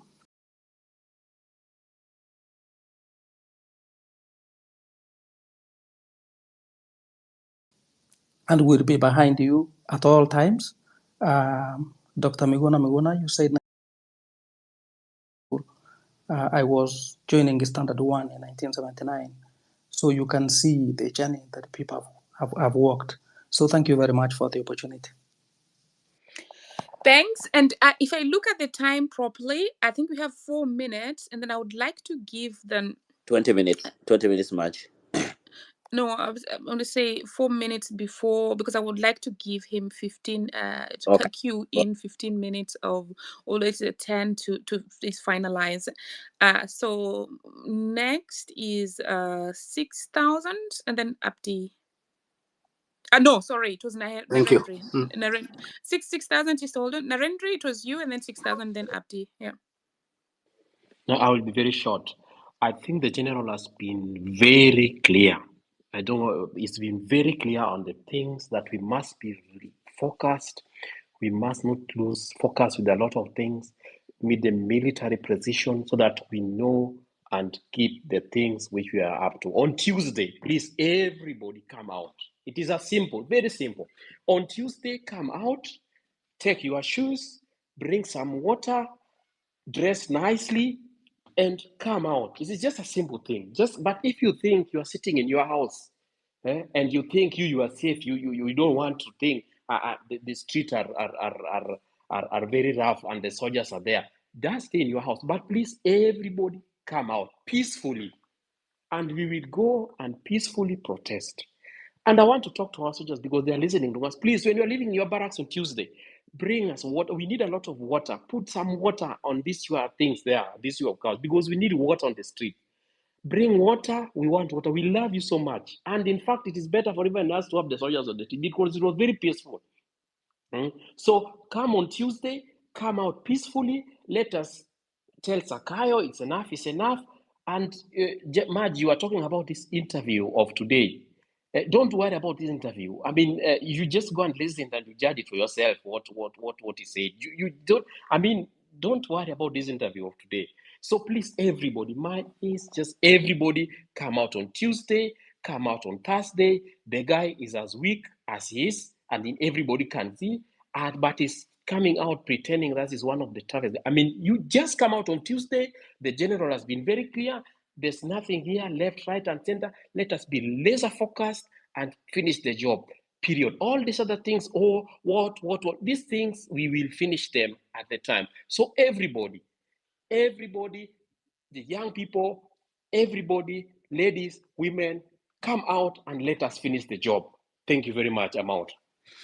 Thanks, Henry. No, I'm not worried about the interview. I'm just actually worried about the incompetent people around the president, because that was really embarrassing. You cannot have. We know that there's a crisis in the country, but that's the office of the president. You cannot have them doing very. They're listening here. That incompetency really, really is on a level that I've never seen. 6,000, and then Abdi, and then Electari will go. Yeah, so Maja, thank you for this opportunity. Me, I'm here to address Dr. Miguna, and Dr. Miguna, as a good citizen of Kenya, in 2022 you campaigned for William Ruto and clapped 6,000. everything. I don't want to. No, just hold on. I don't want to like gag you or anything. Miguna has explained himself why he voted for Ruto, or campaigned for Ruto. Also, he said that he gave the reason. So, and this platform is not for bashing Miguna. And you people are actually even telling me, oh, tell him to unblock us. He's also a human being with a family and children. You think his time is only about, we have to also be careful about mental health there. So no, this podium is not about bashing. Some of you are even paid to troll me when I explained to you the importance of putting the German government in check because of their interests. So no, that's not what we are about. They're already dead people, people who've been killed. People are dealing with a lot. So please, if you have to release pressure, go and stroll. Do not. We don't do it there. We've kept it civil until now. We want to continue like that. So Yeah, thank you so much, yes, Marge, for yeah. that. I want to echo the voice that we are here to look way forward. I think that's the way to go. Those people are thinking that, oh, so you what we're gonna explain. Dr. explain about those things. If you came late, you listen to the recording. I think that's the way forward to go. So who was coming next? Abdi, go Abdi, ahead. yeah. Okay. Thank you, everyone. It's encouraging to have this dialogue and the way forward, and the joy of listening from a foreign country here in Toronto. I would like to extend my special thanks also to the host, and a special thanks to Dr. Miguna, who I know from our community here. I think the discussion was the bare minimum was to have Ruto must go. But I'm looking on a flip side, and I have a few questions that we need to keep in mind. And one of the issues that I want us to keep in mind, as if the bare minimum is not reached, is things like national dialogue. What are the steps being taken to initiate an inclusive national dialogue? Electoral reforms, specific electoral reforms proposed to restore confidence in the electoral process. Judicial independence, how can the judiciary be independent and be safeguarded? And anti-corruption efforts, what measures are in place to intensify the fight against corruption? And economic recovery is my last question. What are the key components of the economic recovery plan, and how will address the need of the most vulnerable Kenyans? Finally, I'll take that. Okay. yeah, and You done finally, with the question? about Okay. security, ensuring security forces act responsibly and maintain public trust during this period of instability. Thank you, and Thank you. good to see you, Dr. Mugina, also. Yeah, thank you. Let me just take those questions for Dr. Miguna, and actually, and only the fifth one is relevant. The rest of them, the government has had a mandate to do the things you are requesting us to discuss here. They did not manage. That is why people have come out and say, no, it's not working like that. So the mandate people have, some of us, we are paid to do consultancy. So you cannot come here and ask us to give the government free consultancy what they should be doing, that they failed to do it. So what we are discussing now is the way forward. And of course, the last question that you have is very relevant about the security, but otherwise, no, let's discuss this topic first, and then we'll cross the bridge when we get there with the next topic. Abdi, and thanks for your contribution. I think this is the time. So now Dr. Miguna has 12 minutes, because I'm not restricting your time. I'm just checking on how many more time we have, but probably Bazuri can go, and then the general can close, can take the mic. Yeah, Bazuri. Thank you so much, Marge. This is Kimani. I call myself Bazuri, calling you and joining you in this very important conversation from Vancouver. And I'm so glad that we have so many of us having the same sentiment. Just to put it out of the way, the Vancouverites, the Kenyans in Vancouver, have been very keen on this. I know some people are so divided, especially people in the diaspora. I have noted a trend of, people who are not on the ground have got a different way of feeling things. But again, these are people who sometimes have got, maybe they feel they are safe. But I continue telling them, as long as you have your folks, your kins back home, no one is safe. So here in Vancouver, we are standing with everybody, and especially those foreign heroes, I would call them, in Kenya, by the same bullets that their parents may have paid tax to buy. That was a shame, a very shameful, occurrence, to say the least. So I also want to, to thank Dr. Miguna. I know he knows, he has been a very big pillar to our revolution, to our democracy, because he says as it is, and many people cannot stand that. And this is what makes people, uh, you know, you know, kind of stay on the edge. I want to say that, if I had my own choice, and I was so devastated when the people of Nairobi did not do the right thing to put him on the trajectory to become the governor of Nairobi at that time. But they will have themselves to blame anyway, and they're crying today. So, Marge, I know the diaspora has been very, very vocal on matters Kenya. I want to encourage all the other diasporians to continue with the same sentiments of making sure that we hold our elected members into account. Although, as of now, I do not think we have anybody elected, because who can explain to me seriously that you can go vote for a bill and then come out and say, I'm so sorry for whatever I did? And yet, you people who elected you had said it clearly, please do not do it. So, in this case, who has power to do what? And these are some of the questions what we need to continue asking ourselves, because we cannot continue acting as though things are normal again. Finally, well, people may think that this is a Gen Z problem or it's their calling. It is not. This is an idea. And as they say, nobody can stop an idea whose time has come. We have to do whatever we have to do. Our grandfathers did whatever they did with the colonialists, and they're out there. Although they left the legacy, whatever they left, the continuation of colonization in our heads, this time round, we are more aware. Our consciousness is more alert, and we must not go through that route again. And I join hands, say, Kenyan government and everybody who is associated with that, it is rotten to the core, and it has to be disbanded. And we have to constitute the IABC or call other organizations or union within Africa and the globe to come and help us reconstitute and bring to power, or to the leadership, I may say, leaders with conscience, leaders that are going to be listening to the people and who mind the people who are in Kenya and not minding the tumbocrats that are in Washington, D.C. and other places. Thank you so much, Marge, and we shall continue with the fight.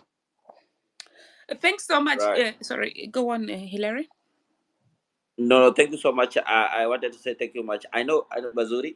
I know there's a lot of requests, and I know Daktari want to give maybe his final remarks. But I want to say that we will not close the space. because Daktari is engaged on some other issues. When he goes, we'll still go on to ask more questions. Then those questions I will make sure that he has them. So in our next session, he will come and answer them. The one that is relevant. I think that's the way forward, Marge. Thank you. Yes. So after he leaves, we are going to have like more of questions for Dr. Miguna. There is a complaint that so far there are a lot of diasporans in the panel, and not Kenyans in Kenya. And the last Kenyan in Kenya we had speaking here came to just attack. But academia is a Kenyan living in Kenya, and Mutho, I think you too. But let's have academia speak, and Mutho, if you guys take 2 minutes each. Mutho, if you're not in Kenya, you need to give a priority to somebody who's in Kenya, and then Dr. will close. Academia, 2 minutes, please. Can you hear me, Hillary?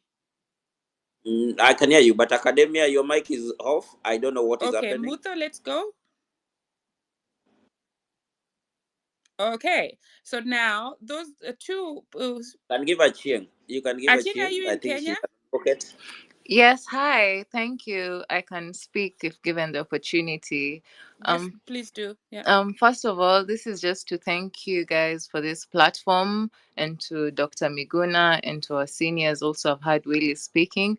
We were in a similar platform in the morning, but that one was actually hosted by the Gen Zs and the millennial. And I'd really want to tell Kenyans, as in Seawater, this thing is purely organic, because the things Miguna is echoing are the same things that Willis echoed in the morning. I've watched, and so sorry, I had to watch the interview by President Ruto. Na guys, nachemka bana, nachemka. The things this man is saying on TV as a president he should not sit in office. He's justifying the abductions. He's justifying how Keter was aimlessly manhandled in broad daylight. So all I want to say to Kenyans is, last time when they saw this kind of unity, there was a live Twitter space, and all of a sudden we just saw some infiltration, and then people started tweeting different things. And the following Mandamano,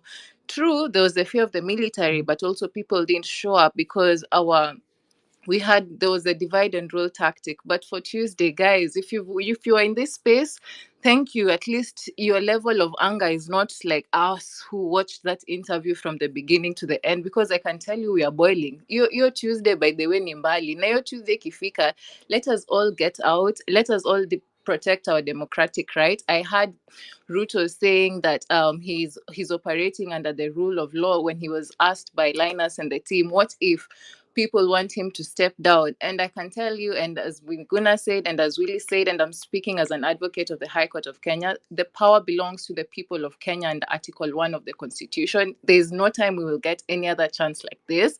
He said he's willing to come to Sweet Twitter space and talk. We don't want those talks of his. He should act, and his time to act has gone. Let's just rally up each other Tuesday, sisi kwa sisi, because if we don't show up, if they can abduct Keter like that, us minors, what are they going to do to us? It's really a saddening situation, and I'd really appreciate if all Kenyans wake up to this, regardless of our tribe. And it's good we are tribeless, and yeah, we are tribeless, and we speak the same language. So I'm really grateful. Kenyans, Tuesday ni sisi na hao, tusisahau. Sawa Chieng. Imagine before you, huyu Tom Mboya, daktari, patia tu Tom Mboya Junior aseme kitu, amenunua mikono 1 minute. Well, thank you. Yeah. Thank you. Yeah. Go ahead. Well, thank you. And I greet you, fellow Kenyans. Thank you for the opportunity. I have two quick questions for the general. It's so unfortunate that his time has gone, but the question is, first, I wanted to ask about his comment on foreign interference, and indeed he confirmed that it is there. Now, we all agree on a total overhaul of the system through a popular revolution. Once we succeed in this, my question is that what do we do so that we evade the foreign interference, knowing that even if we succeed, they can go direct to the president. And the ultimate goal, if the president is of high integrity, courageous, and of high discipline, they will kill the president as they did to Sankara and many other people. How do we evade? And another thing, the constitution that we are using, knowing that it is the right constitution and it has good system, only that the people that have been in power are not following the constitution.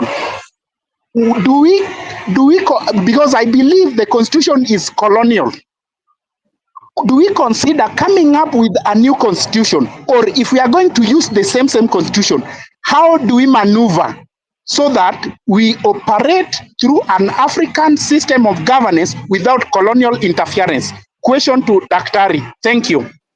Very good question as we hand over the mic to Daktari. And as said, he's going to come. Yeah, go on. Thank you very much. And I thank everybody. I thank all the contributors. It's a Sunday, so people have taken their time. All the comments, all the questions are all on point. I want to say Willis hit it right on point on everything. Just to tell you, Willis is the one that we did the drafting of the oath with, and who brought me the stand when Raila had already chickened out and could not even be seen. So these are people that have been in the struggle for a long time. The only thing is that they disappeared with me, and I think for a period of time they may have compromised Willis, but that's for another day. So I thank Willis for his insight, which are all on point. Aching was also quite on point, and everybody else. Let me start by saying, do not buy fear. That's what they want. The first thing that you do, forget about fear. Do not think about the abductions or whatever, and tell them you're not scared of them. That disarms them completely.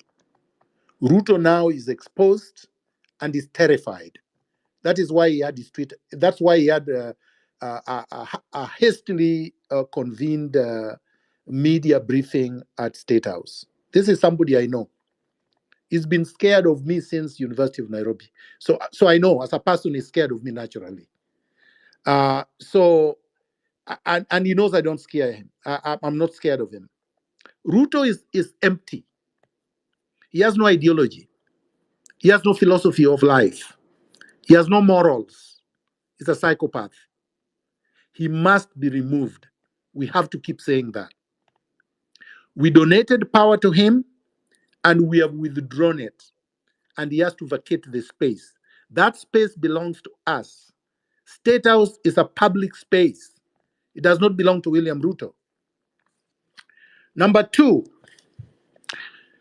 we have to be cognizant of the fact that the army will not shoot 10 million people on the streets.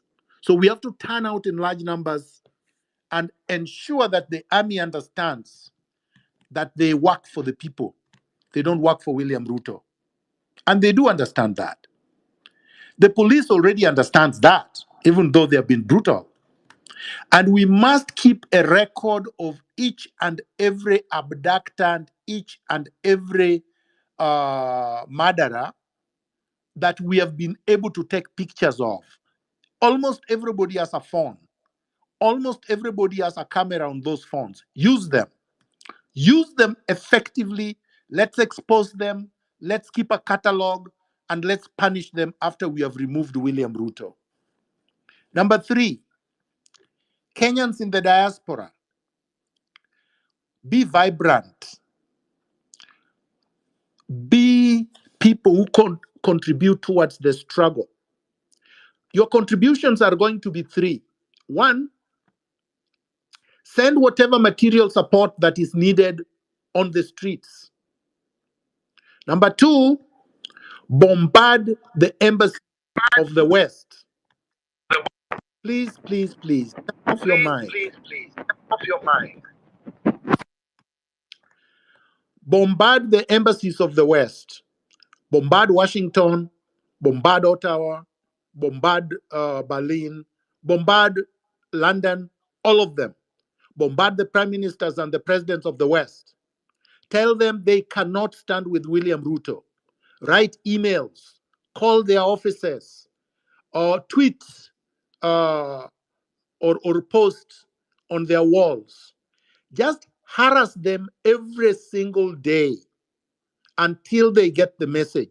This is how we managed to get boycott against apartheid regime in South Africa and crippled it and brought it to its knees. This is how we managed to cripple Moi and Mobutu and the rest of them.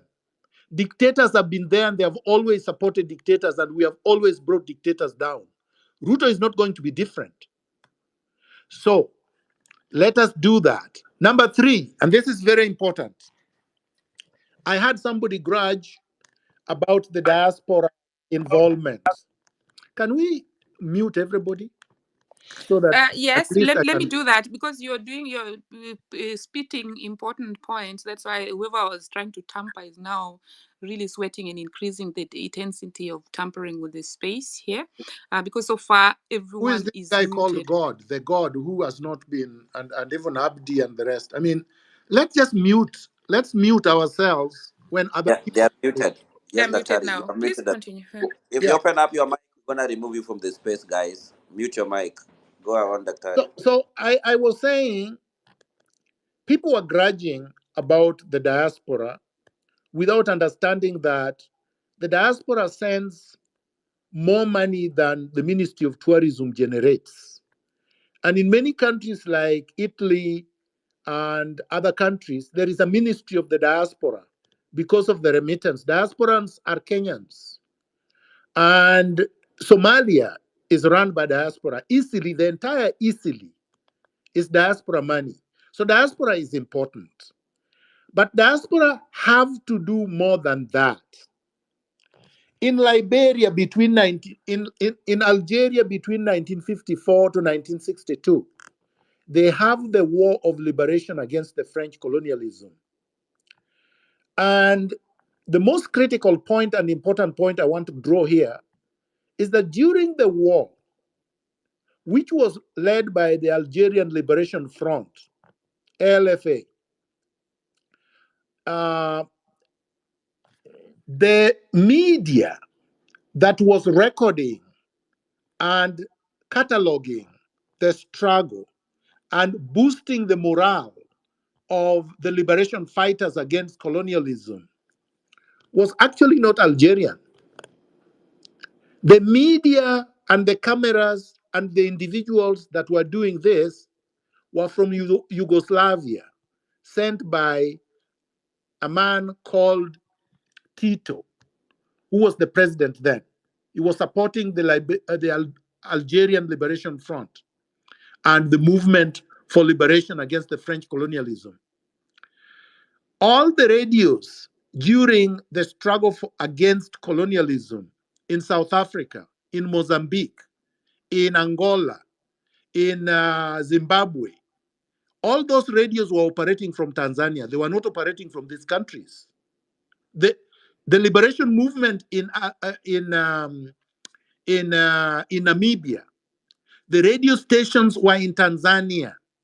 Tanzania was the one supporting the frontline states. In other words, there is no liberation movement, there is no revolution that has been won by people who are fighting internally only. If you try to do that, they simply come at night, they pick you up, and there will be no X space.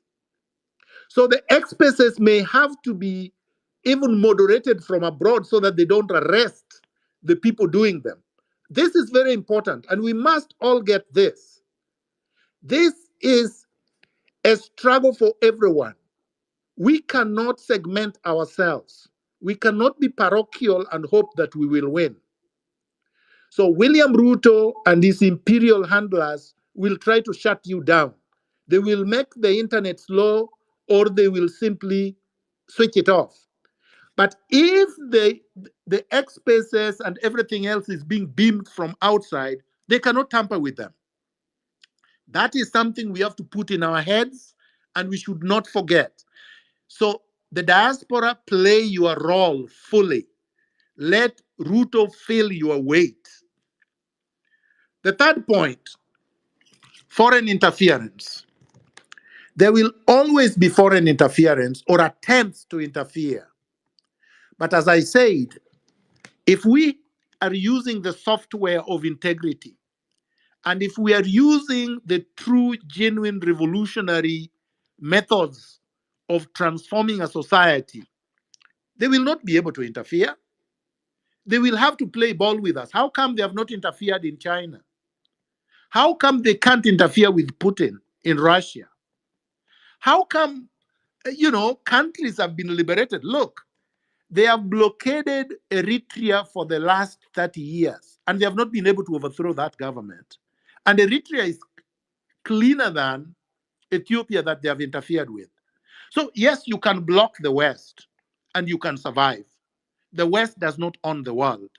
They will have to do deals with us on our terms. Some of their debts we will not pay, and they will have to write them off. Those are the demands we will make.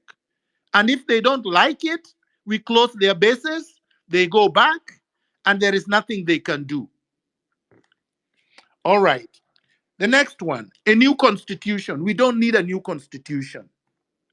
If we do need a new constitution, we will figure it out after removing this regime.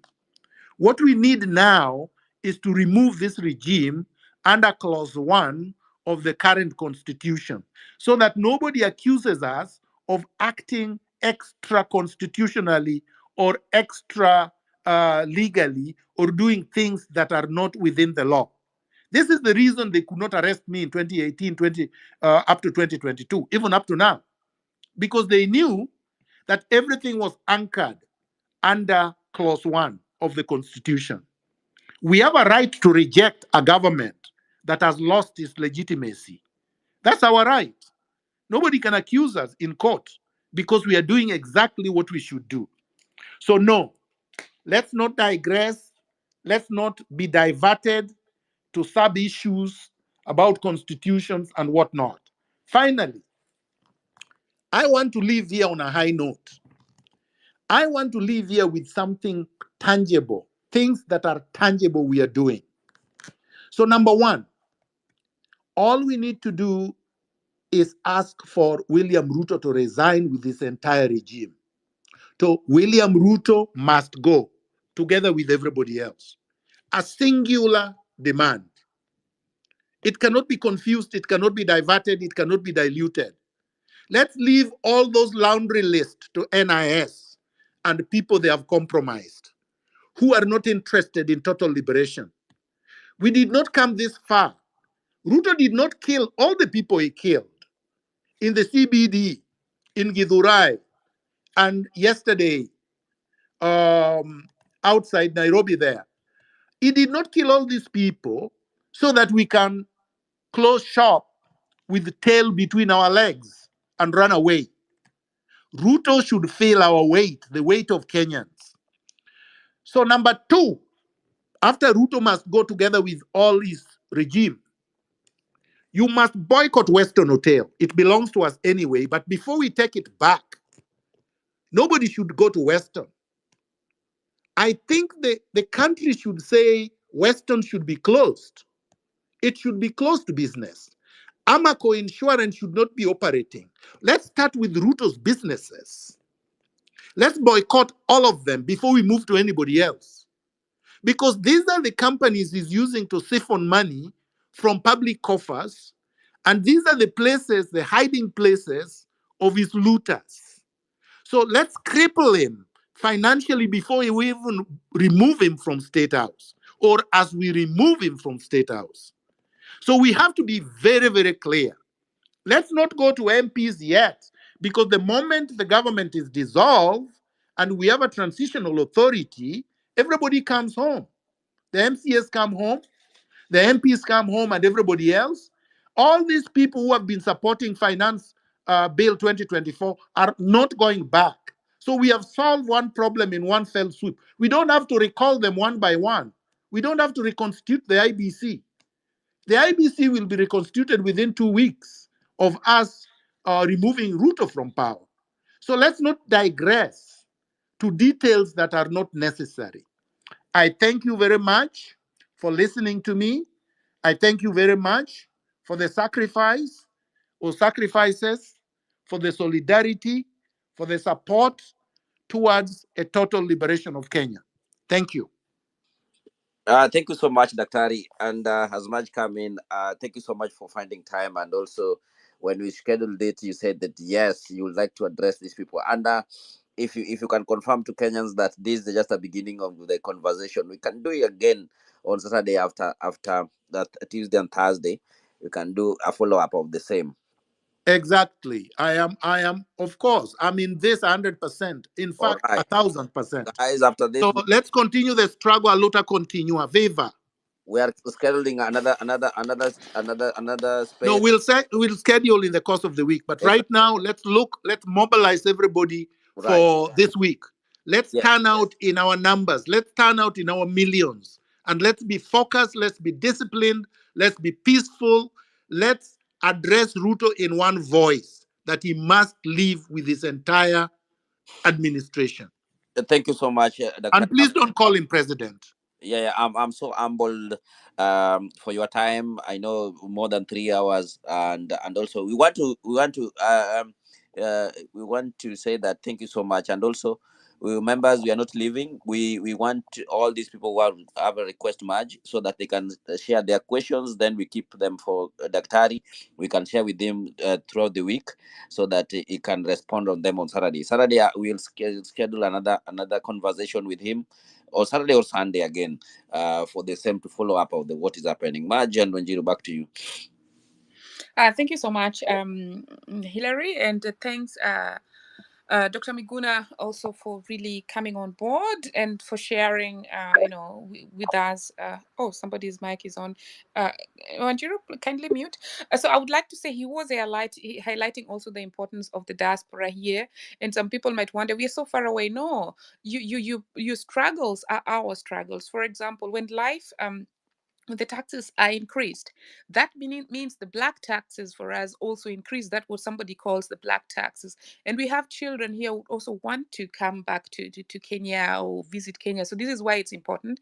And we are together in this. And on Tuesday, I think I'll put it on the on the comment section, I'll be having a conversation with the Citizen TV, where we're going to really also, I'll be sharing, was one of the panelists there, sharing the diaspora impact in it. Because as a lot of you have seen, I shared all those the demonstrations that were going on in the diaspora. I was amplifying for them all the demonstration. You could see that in Germany, at least 6 towns demonstrated. There was a demonstration in France, in the Netherlands, in Scotland, in Italy, and so just do check and amplify and know that the diaspora is with you. We want to have a stable country. We want to have a stable community. We want to have an enabling environment, because only then can we also bring in money to invest there. Some of us have tried to invest there, but due to corruption, we were just bolted out, So, but that is not what we want.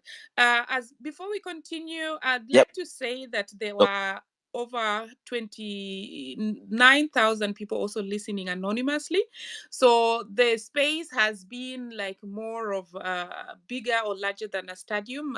Chapeau there to our speaker and to the listeners who came. And those listening anonymously, yes, just feel free to, take the points that we note. Wanjiru, do you have something to say before we go? Because as Before noted, Wanjiru, I was saying go that on, go. we are requesting this 28,000 to follow Manj and to follow Biril, to follow Wanjiru, to follow each other for us to check up. And also, General is coming again next week. That one will keep us on course and to have a proper communication. When you communicate something or we communicate something, that one will go across the board to help us move this thing forward. So as much as we were 31 actually, we were 31,000 listening today. No, Hillary, that is the 31,000. But then there was another, the what's it called? There's this one, the listen. yeah, these ones who hide. All right. They're also almost the same number, so double so much. Yeah, yeah. All Okay. right. Okay. Yeah. Thank you so much, guys, for joining. And also, we want to give everybody a mic. You raise the questions, we'll take them, and we'll share them with Daktari with time. And next weekend again, we will be here. We're gonna schedule that, and we'll agree on time. Wanjiru, before we give a mic to the audience. Thank you very much, Hilary, Maj, Daktari, and all the guests. I think for me, the mental shift that we have to consider that is happening is the idea that we are the employers. I think because of where we've come from, where power has always been theirs, the way we relate to government is that you are the mheshimiwa, you're my boss, you're this. You know, he even went and unleashed the army on us and is kidnapping us. I think we all get so consumed with the idea that the relations of power, the balance of power is on their side. So the mental shift for me is coming back to saying Article 1 tells me you're my employer. And as an entrepreneur, when I go into my office and I decide I'm firing people, you don't argue with me. What we did when we stormed into parliament and we took the mace, we said you're fired. We took away the articles, the tools of trade and said this office is closed. So I think for me, that is the kind of the mental shift that I would invite everyone to start thinking about, that we're not begging him. He is not our boss. We are the boss. And we have said you're fired. So pack your bags and go. That's as simple as that. Unfortunately, this time it's not just a letter that I can write from the CEO's office. Right now, it's going to need 5-10 million Kenyans coming out and saying, go home now. Thanks so much, Wanjiru, for that. Let's proceed with Tony and then Kumbukeni and then Jafar. We still have over 99 people, over 100 people on the mic. So 2 minutes. Yeah, and just for the message you have for General Miguna as he comes on list. He's going to listen and answer also to you later. Tony? Yeah, how are you? First of all, Miguna is a good friend of mine. We worked together at the office of the Prime Minister in the years back. But I'm calling because of two things. The first thing is the Bill of Rights, Chapter 4. A lot of people have been talking about Chapter 1 and the sovereign power of the people. But a key part of the Boma's draft, the so-called 2010 Constitution, was the negotiated Bill of Rights. In fact, Uhuru Kenyatta's government was defeated on BBI because the courts upheld the rights of citizens, which are well captured. So the Jay-Z generation is well within the law to actually take back their country, not just by taking back the social contract, but by exercising their guaranteed rights, which are captured in Chapter 4. The second thing is both world wars were fought by young men in their 20s. There has been very few revolutions which are not led by the Jay-Z generation, including the historical period in Kenya's history of the Mau Mau. The younger people are the ones who take the front. So this Jay-Z generation should be proud because they are walking just like the soldiers of Normandy who saved the world from Hitler. Sometimes it takes the courage of that generation to come out. The final thing I want to actually warn the country about is this military deployment. That, you know, William Ruto is shrewd and crafty. And Yoweri Museveni is somebody that Ruto has been studying for a long time. Museveni governs through the military. He brought them in and then turned them to a political power, into martial law, and there is no constitution in Uganda. Kindly, Kenyans, don't take lightly the idea why the army is on the streets. This is a last-ditch effort.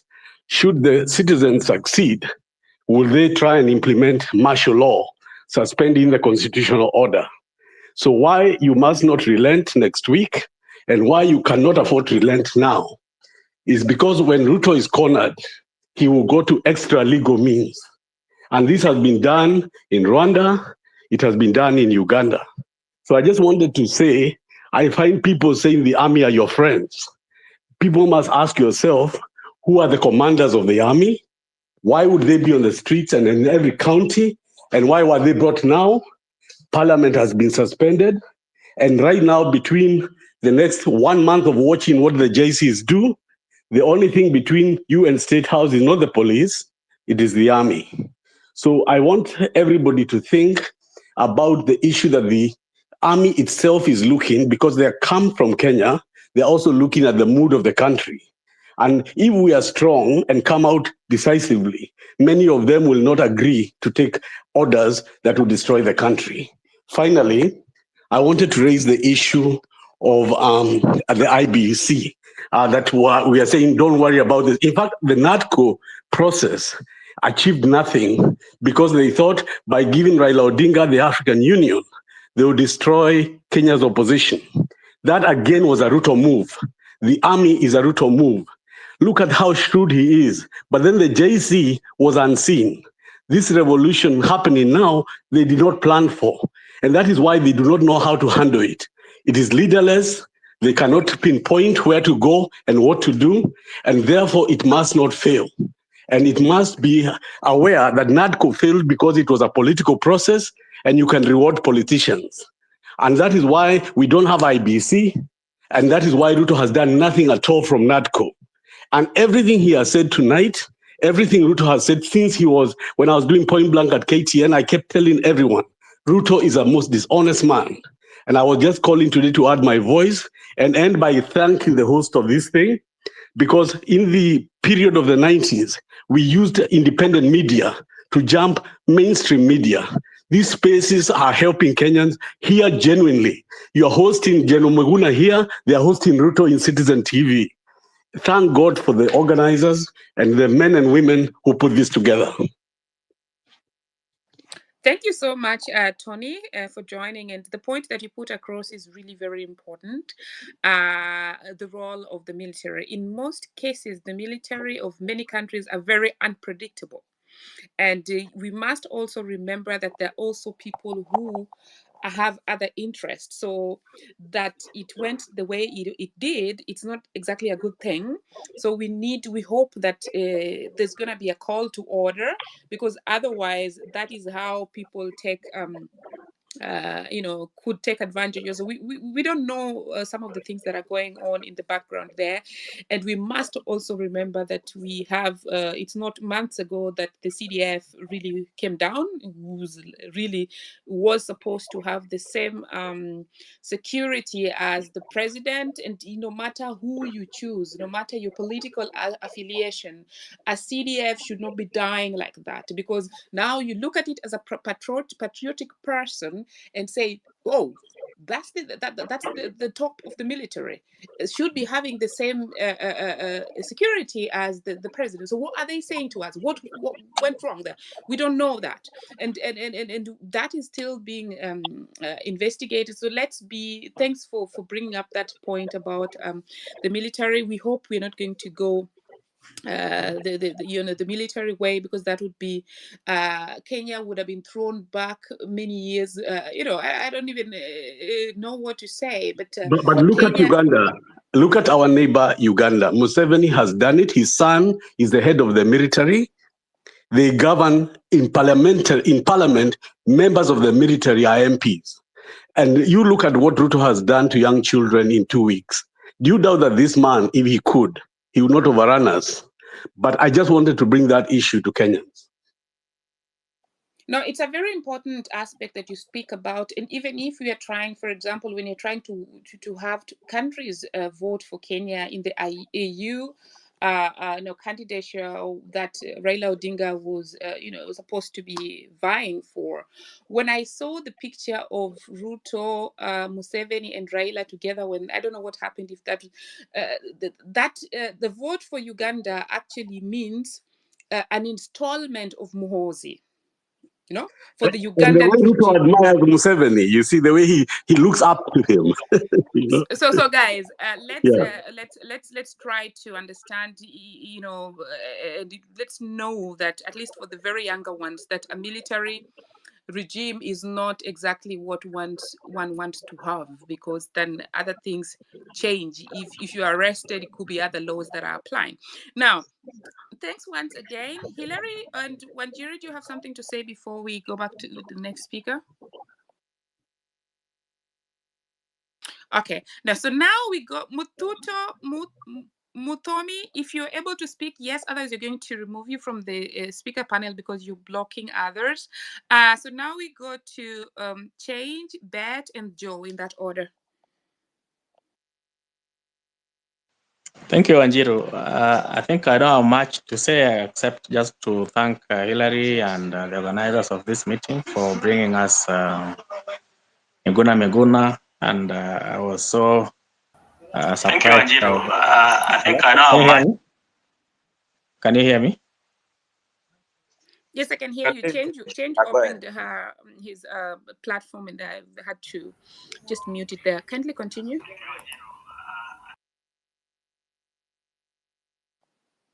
Engineer, please proceed. Somebody was asking two gadgets, right, Marge? Yeah, there's some echo, but engineer can proceed now. Engineer? Okay, yeah, go ahead.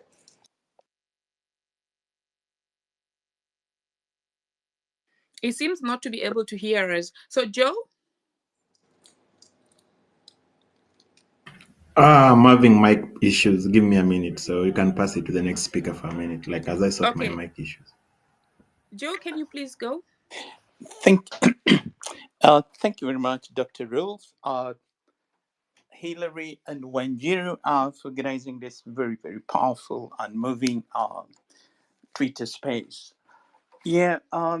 First of all, of course, I wish to pay my tribute to all those who were very unfortunate to have met their end during the protest. May I also pay tribute to the descendants of the Mau Mau revolution. You've truly shown us and inspired many. I come from Uganda, and we relate to what is happening in Kenya.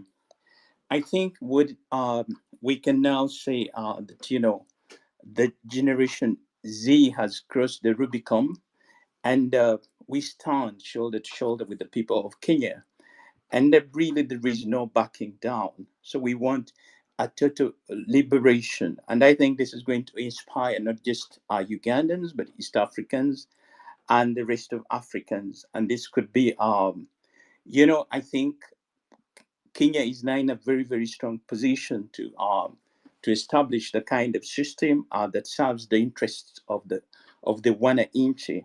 And I think this could be a mode of governance for first of all for us in East Africa, but then it could be a model for the rest of Africa. So going forward, I really think we need to look at a number of things, and I think some speakers have alluded to this: the role of the military. Let's remember that Ruto remains a protege of Museveni, and I think he reads from Museveni's script. So I think that is a situation we must reckon with. So I think speak directly to the army and tell them this is not we're not against the army, but I think the interests you are what you want is the changes that you want, the total revolution that you want will also serve their interests. And I really think people should be armed with cameras and to document and to capture anything that happens. And the army should know that any killings that happen, I think they will be held accountable. I think we need to make that very clear. Let's also reach out to the so-called development partners. I think much as they're always playing a double game, but I think we need to tell them that the time has come for Kenya now to achieve its total liberation. And we are counting on their support, not necessarily counting on their support, but it should stay out of Kenyan affairs. I think yes, we stand shoulder to shoulder with the people of Kenya, and we hope this can be achieved, and that this revolution can be consolidated, so that the people of Kenya are finally free. But what we can say is now You're in a very, very good position. You have the numbers, you have the momentum, and Ruto is in a very, very weak position. So I think keep going, keep mobilizing here on social media, the people in the diaspora, but above all, the people on the ground, because those are the ones who are going to be at the brunt. But we stand with you. I yield the mic. Thank you. Thank you so much. All the way from Uganda, or representing Uganda. We had also someone from Uganda before. I'd like to say that we still have over 100 requests for the mics. So now we're going to, moving forward, give each speaker 2 minutes. That means that after 1 minute, I will raise my hand. So if you look at my profile and you see my hand raised, then it means you have a minute to go. So now there is Jeff, and then Kumbu Kenny next. And then as we had other speakers, yeah. Kumbukeni, man. Kumbukeni is our guy. Greetings, fellow Kenyans. Let me just dive direct to the point, so one time. We, the people of Kenya, these powerful words open our constitution, reminding us that the power and authority of our nation lie in our hands. And today we gather to discuss the way forward for our country, especially after Ruto, his finance bill 2024 and his cronies were rejected. If nothing is done, get me clearly, if nothing is done, this bill will still become law and we cannot stand idle by it. You know, it's like trying to reject sukuma wiki at dinner. You say no, but it still ends up on your plate. Our beloved nation faces critical issues that require our immediate attention and action.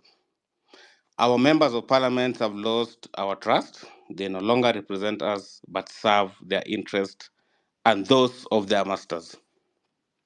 It's time to demand real change, starting with the leadership. Our national debt has surged past 11 trillion, posing a severe threat to our economic stability. Okay? We need to uncover any discrepancies and hold those responsible accountable.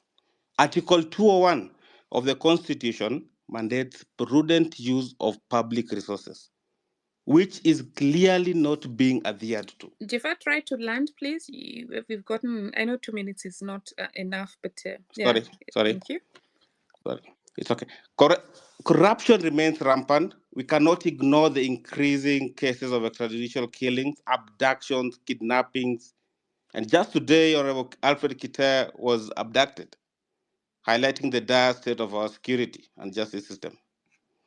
Okay? The taxes imposed by the IMF and World Bank agreements are choking the life out of the economy.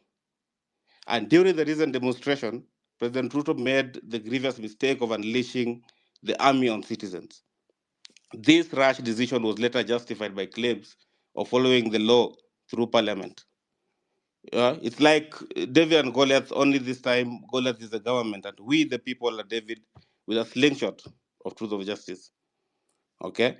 So my way forward to this is we need a debt audit and accountability. We need anti-corruption measures. We need security reforms. We need job creations. We need to reject anything that is punitive. And we need a structured leadership. Let us remember that the power to change our nation lies with us. We must demand accountability, transparency, and government that truly serves the people. Okay? And to add on the report for the impressions, kindly like and share and follow each and every one on this wall. Thank you. Thank you so much. Let's keep the time again. Kumbukeni, and then Dr. James, in that order. 2 minutes each. Kumbukeni, go. Thank you. I guess I'll stay. Thank you so much. And first of all, I'd like to honor those who lost their lives. So my focus, as I said yesterday in Mizani's room, is the foreign interference. Without addressing that, we might as well all pack our bags and go home. So what is the risk of keeping military bases in Kenya?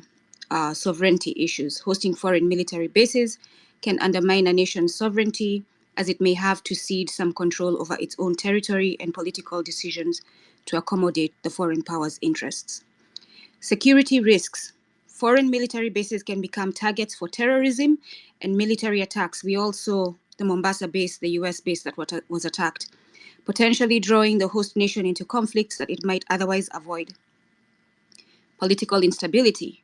The presence of foreign troops can lead to internal political tension and unrest, especially if the local population opposes the foreign military presence. We've seen what the UK military in Nanyuki has done to the people there, and I am certain the people of Nanyuki resent their government for that, for not doing anything about it. Economic costs. Maintaining and supporting foreign bases can strain the host nation's resources and infrastructure, often without adequate compensation or economic benefits. We are all not asking ourselves who provides their water, who provides their electricity, who is paying for all the resources they're using in those bases. Cultural and social impact.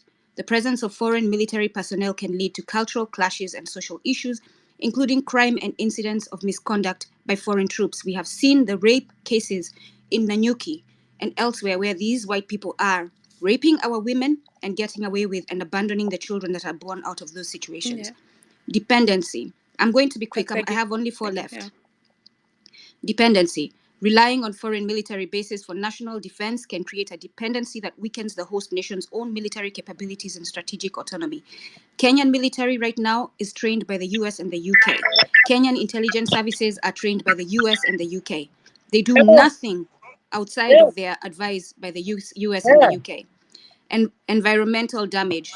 Military bases can cause significant environmental harm, including pollution, land degradation, and whoever that NIS employee is, please shut your mic off. Environmental damage. Military bases can cause significant environmental harm, including pollution, land degradation, and destruction of local ecosystems. We've seen it in Nanyuki. We don't need anyone to tell us it's happening. We've seen what they've done in Nanyuki. Geopolitical tensions. Hosting foreign military bases can strain relations with neighboring countries and other international actors who may view the presence as a threat or provocation. If we get in a situation where we need allies outside of the US and the UK, we will not be able to get those allies because we have bases of the US and the UK within Kenya.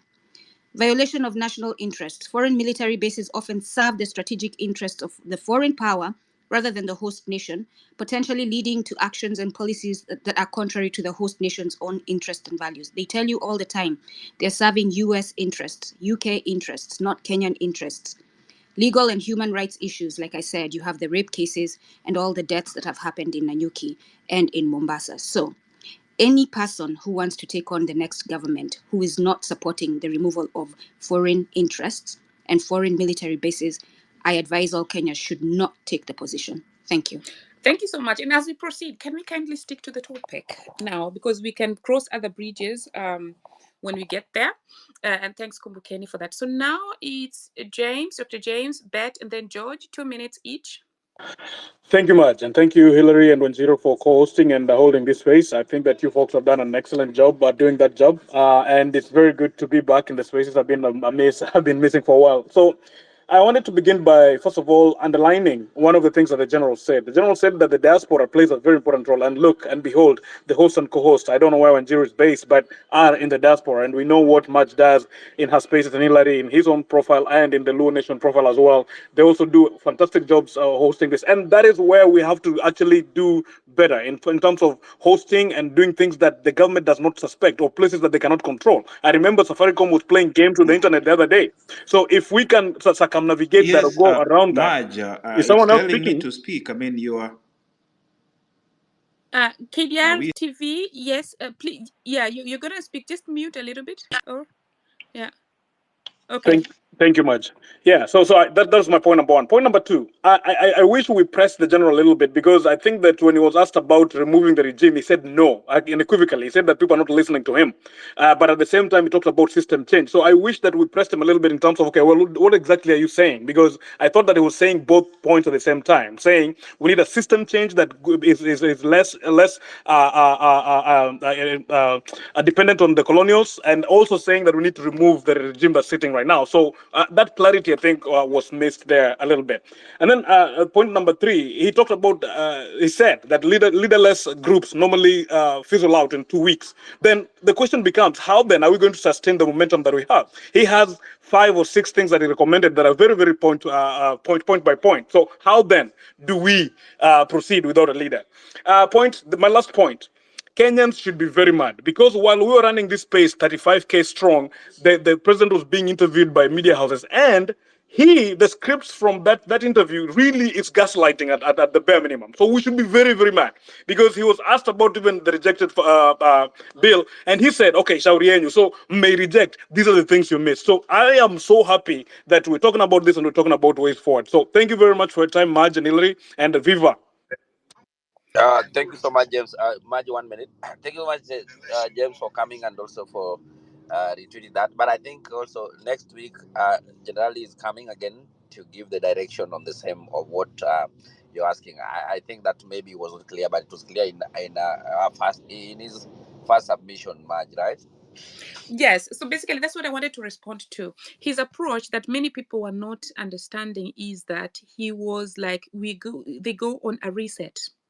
So that actually, because even me, when I came to the space, I had over 20 questions that were presented to me by people, and I wanted to ask these questions. But then the approach that he put out there was really a reset in accordance to Article 1 of the Constitution. So that pretty much puts it at the reset mode. So when you're talking about the structure and things, that is when, so step 1 was, drain the swamp. Then we begin from that. And he was just really concentrating on step 1 first before we go to other measures. I hope that clarifies, but he can come again and ask. Wanjiru, you want to say something? Then George? Yeah. Yes. Amaj, I think it's the same thing that I was talking about at the beginning of this meeting, that a lot of us were struggling to understand what he was saying I because can't hear anybody, Margie. Is anybody talking? Yes, Wanjiru is talking, but stay put. I think now they're trying to, just stay put. Oh, Let me text you. You can hear me? okay. Yeah, I can hear you, Margie. Can All you right. hear me? Okay, you can. Can you hear He me? cannot hear you. He cannot hear you, but I can hear you. Wanjiru, go finish and then leave the space and come back after talking so that you can also hear Hillary. Okay, Go on. so what he was saying is that if we have one message, meaning Ruto must go and his entire cohort, when we go out there, the message is one.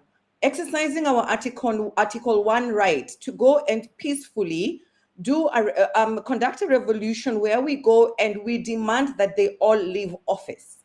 So the second question for me to him was, then what happens? What do we do about the power vacuum and the leadership vacuum? And the idea was we create an organization which he mentioned is called a National Transitional Authority that comprises of 52 people from the different regions of the country who are professionals, volunteers, and then we come on board and negotiate how are we going to take ourselves to the next level.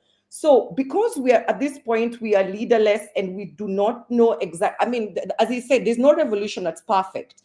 But he said the first thing that we do is we get this entire swamp out, because we cannot rely on them to build for us an IEBC, because they will not do it. And if they do it, they're going to put the same people who are going to divert the will of the people. We cannot approach the courts because the courts are also captured.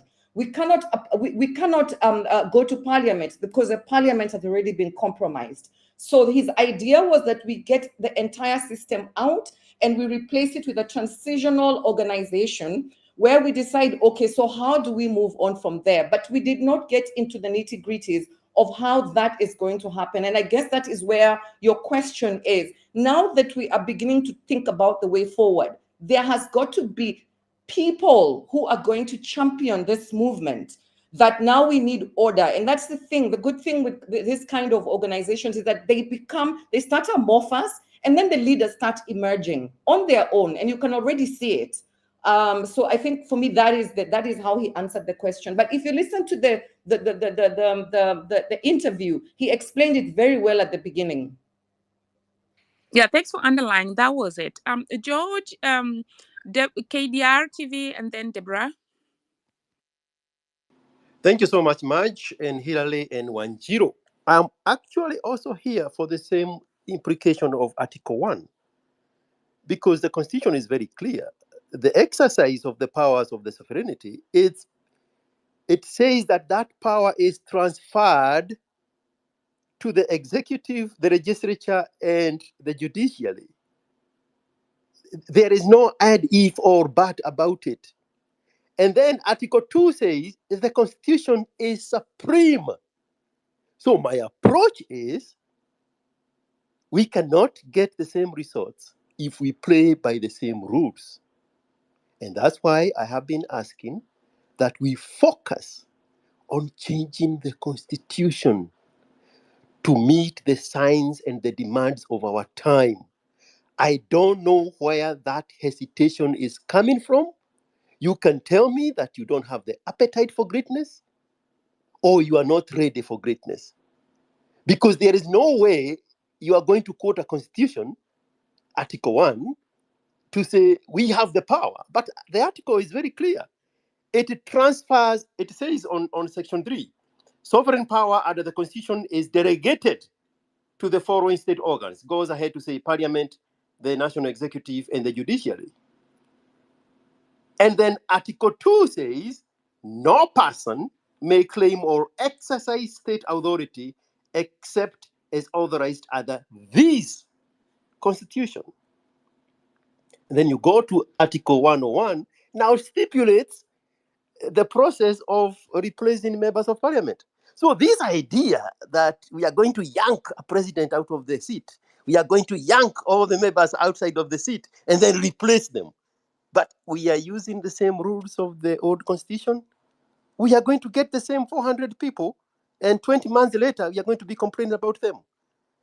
So the momentum you young people have, you should utilize it to the maximum and actually agitate for the repeal of the constitution so that you can achieve a minimized number of members of parliament, a manageable government body, and then supercharge systems that are supposed to work for you. Take away politicians from your systems. Fund the systems so that they can work for you. But this idea of halfway through, halfway in, halfway out, you are going to render yourself irrelevant in 16 months. Thank you so much, George, for your contribution to that. And so I would really also forward your questions, some of your questions to Deborah as she comes in. Deborah, just take the mic and, 2 minutes as you proceed. Thank you very much. Can you hear me? Loud and clear. Okay, good. Thank you, Marge, for hosting this, and thank you, Hillary, also for hosting this. So what the topic is way forward for Kenya. What's the way forward? I'm going to talk about the diaspora side because we are in the diaspora. I'm in diaspora. What can we also do as Kenyans to make the movement go on? I want to address the diaspora. When these MPs come to your states, okay, and showing opulence, going to shop in the high-end stores and all that stuff, we should accost them and tell them, no, you're not welcomed here. I don't know if you guys saw what happened with MP, I think it was a member of parliament for Ivory Coast. He went to France, and actually the France citizen accosted him and asked him, you were involved in corruption, but here you are in France shopping. Why are you doing this? So this is for the diaspora. We should not be the ones hosting Ruto when he comes to Atlanta and putting up a hotel. And I'm sorry to say, the people who hosted Ruto in Atlanta, they have not been paid. They were told, host him, get the hotel, do this, we will pay you. He did the conference, he went back to Kenya without paying them. I was given the opportunity, I said no. So we as diaspora should stand up. When they come here, we tell them, no, you're not welcomed here. We're not going to listen to you. So we should not play double speak as diaspora. When they're coming here, we welcome them. And then when something happens, we are the first one to open our voice. No, make your voice heard. If it's a no, It's a no in Kenya, it's a no here in the diaspora. And all Kenyans speak in one voice. These people, MPs, will not have a place. They will not have anywhere to run to. If they come to diaspora, we are with them. If they're in Kenya, the Kenyans are with them until we hold them all accountable. So yes, the way forward is all Kenyans should stand in one voice, be it diaspora, be it in Kenya. Let's hold these people accountable. Thank you, Deborah. So Thank you, Deborah. So now, KDR TV, the one question that's in the room also as you proceed. Okay, Oprah, let's just get back to George if KDR TV doesn't take that. Over to you, 1 minute, and then we go to Alenga. Mzalendo Alenga. The question is, what's the way forward for Kenya? And this is now a Q&A, not a Q&A session. We're asking questions that Dr. Miguna will also respond to. Okay, so KDR TV and then Alenga. Yeah, Matt, thank you for thank you for the opportunity. You are asking me a question, so can you please clarify so that when I'm answering that question, I'm giving a concrete answer to what your question. So please, can you repeat it? Yes. So according to George's understanding or the constitution that he reads, like the power is delegated to organizations. So he does not really look at it as we the people are able to really also do something to exercise Article 1 of the Constitution as we believe, because he says we have delegated that power. But my understanding of delegation is that you borrow it, but it comes back to you. So that's why I think it's still relevant. But over to you. Thank you so much, Madam Maj, Gondi, and my good friend Dr. Miguna, and all the Kenyans listening, especially from the diaspora. My perspective is completely very clear. The Constitution is very clear, and I don't actually see any problem with the way the Constitution I put it. Very clear that the power belongs to the people, and they can invoke the Constitution in order for them to get that power back. And right now, that is exactly what we are doing. That's exactly what the Gen Z are doing on the streets. Even when I listened to President Ruto answering questions, he said if Kenyans decide that it's over for him, he'll definitely have to step aside. So I don't actually see any problem. And then the other aspect about this particular protest is that when we are demanding for accountability, we need to see that accountability taking place.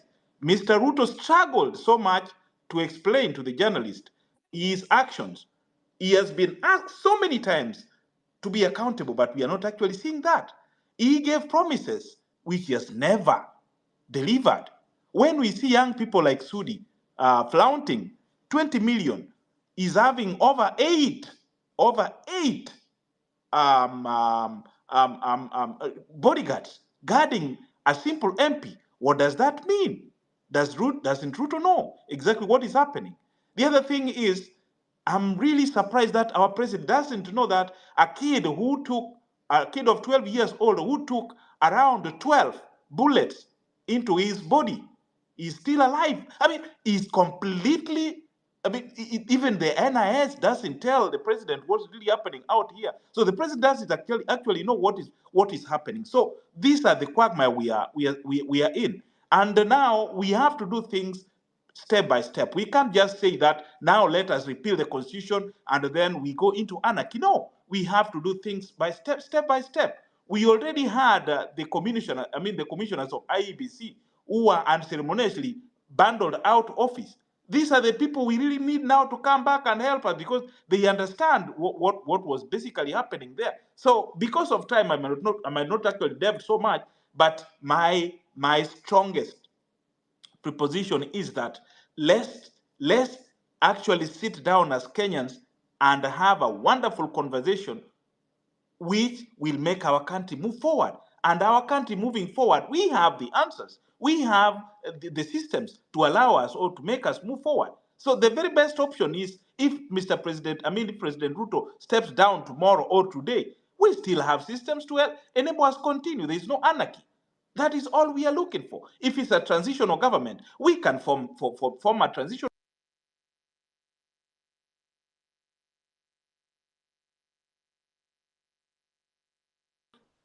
I might not really have enough time to put my point out there. But my population to the presidency is that right now, my first question before the presidency, my first question to Gen Z, we need to know how many people were killed.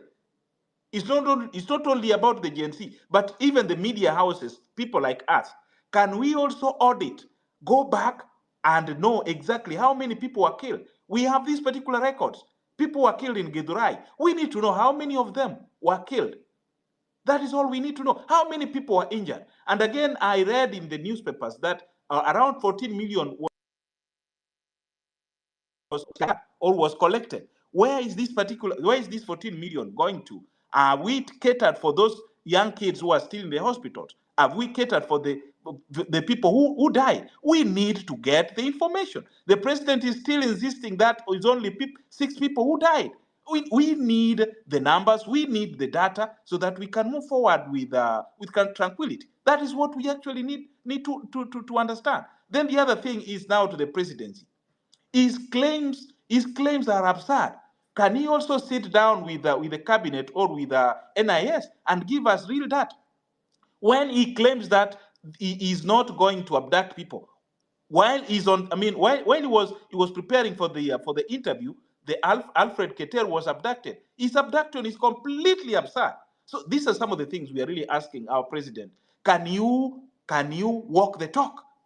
What you are telling us is completely absurd. I mean, those are some of my concerns, Madam Maj. Thank you so much, KDR TV, the news. And as you see, we gave him more time because he's a journalist. He covers also a lot in Kenya. You might see that here he doesn't have as many followers, but in the on other social media he does. He's been reporting all the time. So let's build a network. Follow him, follow each other. Let's just build that network. Very good questions, KDR TV. Hilary, do you have something to say before we continue? No, the conversation is going on well, Maj. Taking some concussion here. Okay, yeah, you were sick. Sorry. Yes, so now we go to Dominic. 2 minutes, please. Dominic, your hand is up, please. 2 minutes. Okay. If Dominic is not taking the mic, let's go to Lawrence.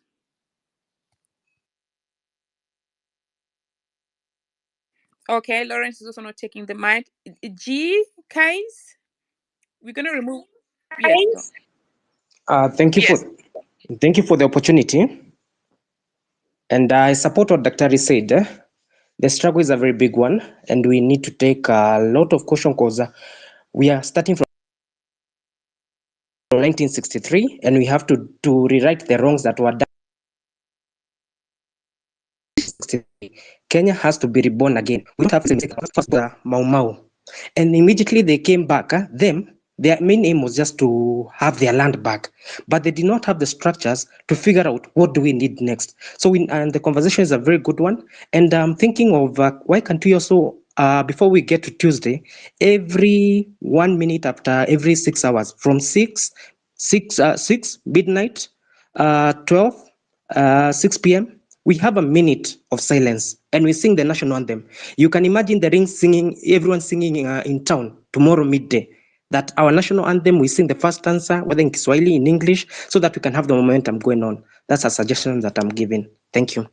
Thank you so much for keeping the time. And I'm trying to queue in more people so that at least be able to speak, because we still have over 100 people speaking. Kwayu Freedom, and then Kwayu Fred, and then KOT Sonko, and then CPA Magana, in that order.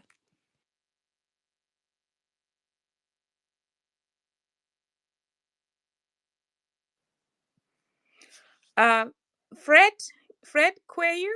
Okay, so let's go to KOT Sun. If hello guys. Hello, go on. Okay, I hope you You can hear me clearly. Uh,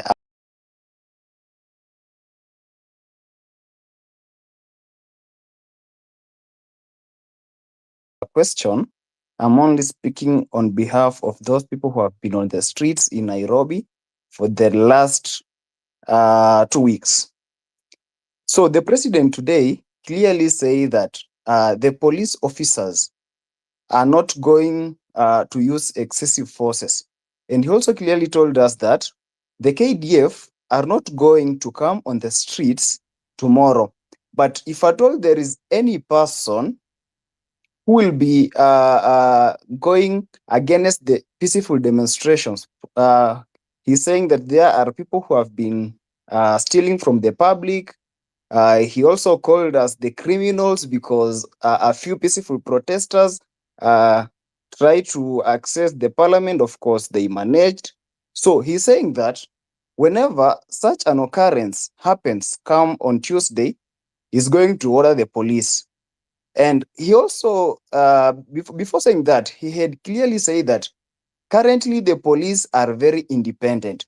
So this guy, when I've been watching that interview on Citizen TV, he says this thing today. Tomorrow, I mean, after this minute, he's twisting his tongue again.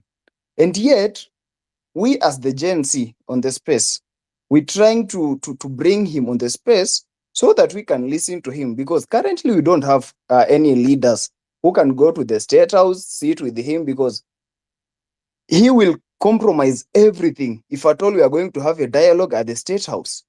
So the president at the moment, I don't think he's very ready for a conversation with us on this space. So any person who is suggesting that we have a conversation, a dialogue with the president, I don't think is something that will bear fruits, because he lies. He keeps on lying. Even when the clips were being played, what he was saying when he was campaigning, he's trying to evade the conversation. So Yeah. this man is a liar. He's probably Yeah. a liar. And now we as the young people, currently I'm 23 years, I'm still young. We are not going to look at our leaders lying to us in our own eyes, yet we are going as I mean, as we keep quiet.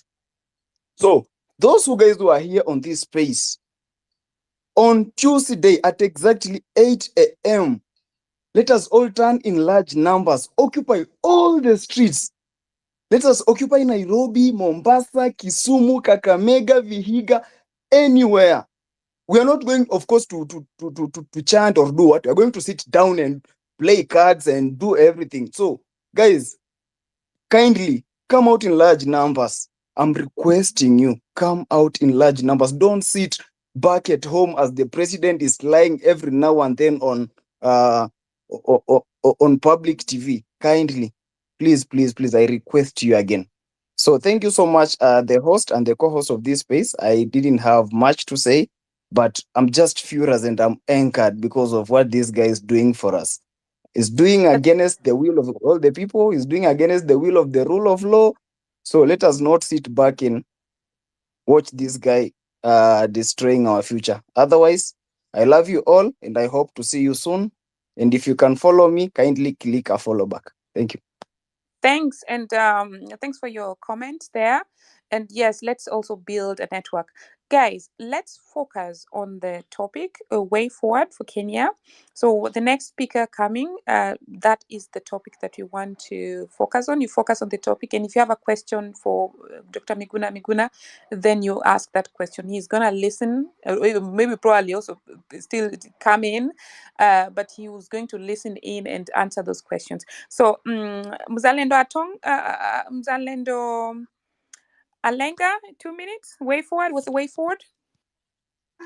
Right. Thank you much for this opportunity to speak on this space. And I quickly have to talk about number one. Right now, William Ruto is seemingly looking beaten and rained on. But we know the way of dictators. Sometimes when they are cornered, they look polite, they look like they have no strength. But when you give them time, there's a way they rehabilitate themselves and they come back and hit you harder. So what we can expect in the next coming days, if we slow down the momentum, one thing for sure is people are going to continue disappearing one by one. People are going to be found dead. People are going